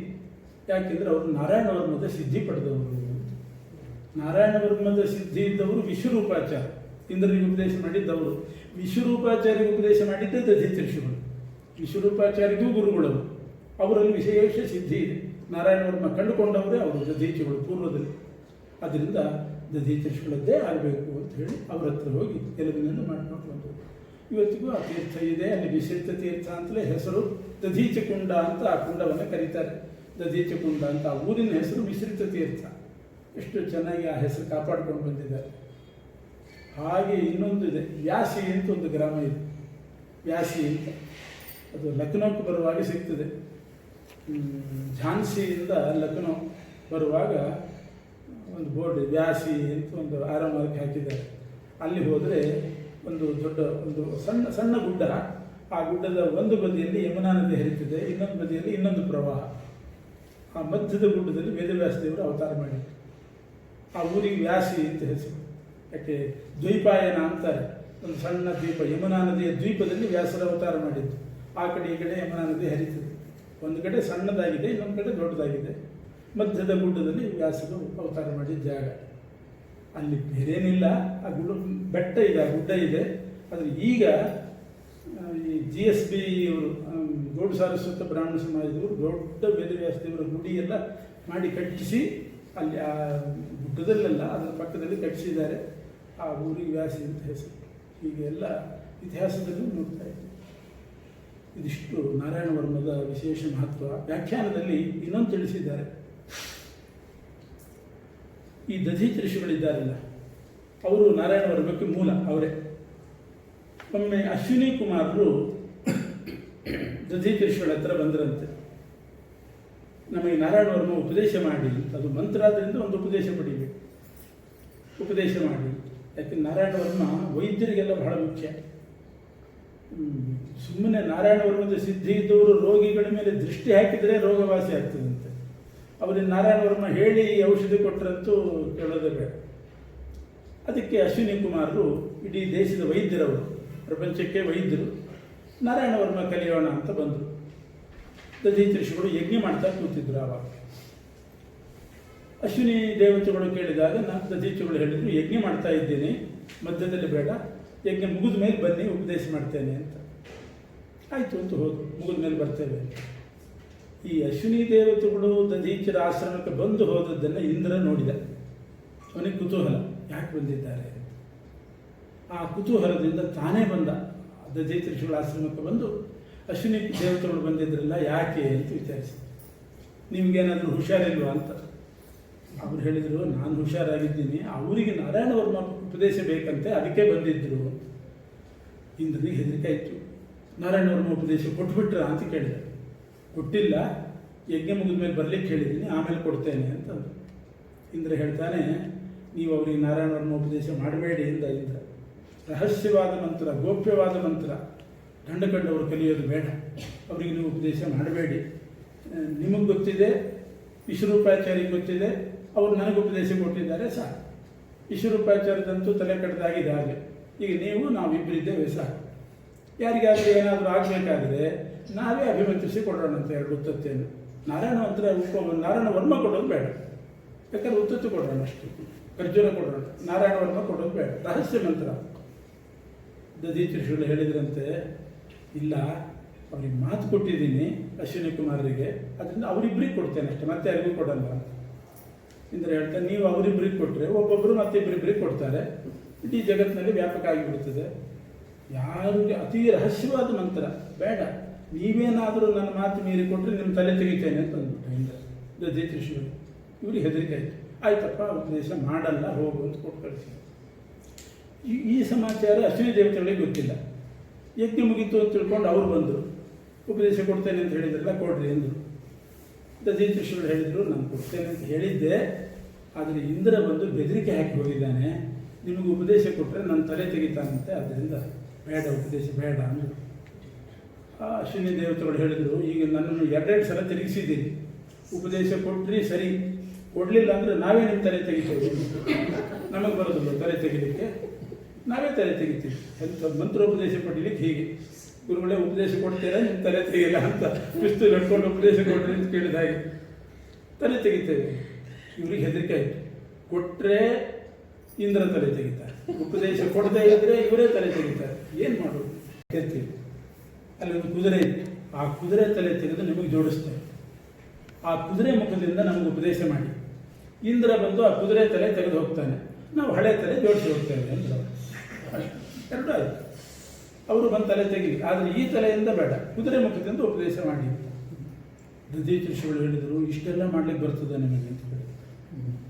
ನನ್ನ ತಲೆ ತೆಗೆದು ಒಂದು ಕಡೆ ಫ್ರಿಜ್ಜಲ್ಲಿಟ್ಟು, ಕುದುರೆ ತಲೆ ನನಗೆ ಜೋಡಿಸಿ, ಇಂದ್ರ ಆ ತಲೆ ಶಿರಶ್ಛೇದ ಮಾಡಿದ ಮೇಲೆ ಮತ್ತೆ ನನ್ನ ತಲೆ ನನಗಿಟ್ಟು, ಆ ಕುದುರೆಗೆ ಅದ್ರ ತಲೆ ಅದಕ್ಕೆ ಜೋಡಿಸಿ, ಕೆಲಸ ಆಯ್ತು ಅಂತ ಬಿಟ್ಟು ಹೋದ್ರೆ ಅದ್ರ ಗತಿ ಏನು, ಅದ್ರ ತಲೆ ಅದಕ್ಕೆ ಜೋಡಿಸಿ, ಇಷ್ಟೆಲ್ಲ ಮಾಡ್ಲಿಕ್ಕೆ ಬರ್ತದೆ. ಅಶ್ವಿನಿ ದೇವತೆಗಳು ಹೇಳಿದರು, ನಮಗೆಲ್ಲ ವಿದ್ಯೆ ಬರ್ತದೆ, ನಾರಾಯಣ ವರ್ಮ ಒಂದು ಬರಲ್ಲ ಅಂದ್ರೆ ಅವರು ಅಷ್ಟೇ. ನಮ್ಮ ಮೆಡಿಕಲ್ ಕಾಲೇಜಲ್ಲಿ ಎಲ್ಲ ಕಲಿಸಿದ್ದಾರೆ. ಈ ಏನು ಅಂತಾರಲ್ಲ, ಕಿಡ್ನಿ ತೆಗೆದಿಡೋದು ಎಲ್ಲ ಉಂಟು. ನಾರಾಯಣ ವರ್ಮ ಬೇಕು ನಮಗೆ ಅಂತ ಅಷ್ಟು ಆಗ್ರಹ, ಅಷ್ಟು ಅದರ ಶಕ್ತಿ ಅದು ನಾರಾಯಣ ವರ್ಮ. ದಧೀಚಿ ಒಪ್ಪಿದ್ರು, ಸರಿ ಹಾಗಾದ್ರೆ ನನ್ನ ತಲೆ ತೆಗೆದು ಕುದುರೆ ತಲೆ ಜೋಡಿಸಿ ನಾನು ಉಪದೇಶ ಮಾಡ್ತೇನೆ ಅಂತ. ಅಶ್ವಿನಿ ದೇವತೆಗಳು ದಧೀಚಿ ತಲೆ ತೆಗೆದು ಎಲ್ಲೋ ಇಟ್ಟಿದ್ರು, ಅದನ್ನು ಕುದುರೆ ತಲೆ ಕಡಿದು ಇದಕ್ಕೆ ಜೋಡಿಸಿದ್ರು. ಆವಾಗಲೇ ಅವರಿಗೆ ಅಶ್ವಶಿರ ಅಂತ ಹೆಸರು ಬಂತು. ಅಶ್ವಶಿರ ನಾಮ ಅಂತ ಉಪನಿಷತ್ನಲ್ಲಿ ಹೇಳ್ತಾರೆ. ಅಶ್ವಶಿರಸ್ಕರಾದರು. ಆ ಕುದುರೆ ಮುಖದಿಂದ ಉಪದೇಶ ಕೊಟ್ಟರಂತೆ. 23 ಶ್ಲೋಕ, ಬೇಗ ಆಯಿತು ಉಪದೇಶ. ಇಂದ್ರ ಬರೋದ್ರೊಳಗೆ ಉಪದೇಶ ಮುಗೀತು. ಇಂದ್ರ ಬಂದು ಅವನಿಗೆ ಯಾರೋ ಹೇಳಿದ್ರು, ಗೊತ್ತಾಯಿತು ಇಲ್ಲಿ ಉಪದೇಶ ಆಗ್ತಾ ಇದೆ ಅಂತ. ಇಂದ್ರ ಬರೋದ್ರೊಳಗೆ ಇಲ್ಲಿ ಉಪದೇಶ ಮುಗೀತು. ಸಿಟ್ಟು ಬಂತು ಇಂದ್ರನಿಗೆ, ನನ್ನ ಮಾತು ಮೀರಿ ಉಪದೇಶ ಕೊಟ್ಟಿದ್ದರಲ್ಲ ಅಂತ ಆ ಕುದುರೆ ತಲೆ ಕಡ್ದ ಹೋದ. ಅಲ್ಲೇ ಕಾಯ್ತಾ ಇದ್ರು ಅಶ್ವಿನಿ ದೇವತೆಗಳು. ಇಂದ್ರ ಹೋದ ಕೂಡಲೇ ಇವರ ಹಳೆ ತಲೆ ಜೋಡಿಸಿ, ಕುದುರೆ ತಲೆಯನ್ನು ಕುದುರೆಗೆ ಜೋಡಿಸಿ ಸಾರ್ಥಕರಾಗಿ ಹೋದರು. ಇಷ್ಟು ನಾರಾಯಣ ವರ್ಮದ ಮಾತು. ಇಷ್ಟು ಉಪಾಯ ಮಾಡಿ ಕಲಿತಿದ್ದಾರೆ ನಾರಾಯಣ ವರ್ಮವನ್ನು. ಆದ್ದರಿಂದ ಭಾಗವತದ ಲಕ್ಷಣ ಏನು ಅಂತ ಮತ್ಸ್ಯಪುರಾಣ ಹೇಳ್ತಾರೆ, ವೇದವ್ಯಾಸರು ಹೇಳ್ತಾರೆ. ಭಾಗವತದ ಲಕ್ಷಣ ಏನು ಅಂತನ್ನುವಾಗ ಎಲ್ಲಿ ನಾರಾಯಣ ವರ್ಮ ಬರ್ತದೋ ಅದು ಭಾಗವತ ಅಂತ. ನಾರಾಯಣ ವರ್ಮ ಭಾಗವತದಲ್ಲಿ ಬಿಟ್ಟರೆ ಇನ್ನೆಲ್ಲಿ ಸಿಗುತ್ತೆ. ಅಂಥ ದಿವ್ಯವಾದ ಸ್ತೋತ್ರ ನಾರಾಯಣ ವರ್ಮ. ಅದರ ಮಹತ್ವವನ್ನೆಲ್ಲ ಹೇಳಿದ್ದಾರೆ. ಇಂದ್ರ ಜಯಗಳಿಸಿದ್ದು ಅದರಿಂದಲೇ, ವೃತ್ರಾಸುರ ವಧೆ ಆದದ್ದು ನಾರಾಯಣ ವರ್ಮದಿಂದಲೇ. ಹೀಗೆ ಮುಂದೆ ನರಸಿಂಹಾವತಾರದ ಕಥೆ ಮತ್ತು ಭಗವದ್ ಅವತಾರದ್ದೆಲ್ಲ ಪ್ರಸಿದ್ಧ ಕಥೆಗಳು ನಾಳೆ ಅದನ್ನೆಲ್ಲ ಮುಂದೆ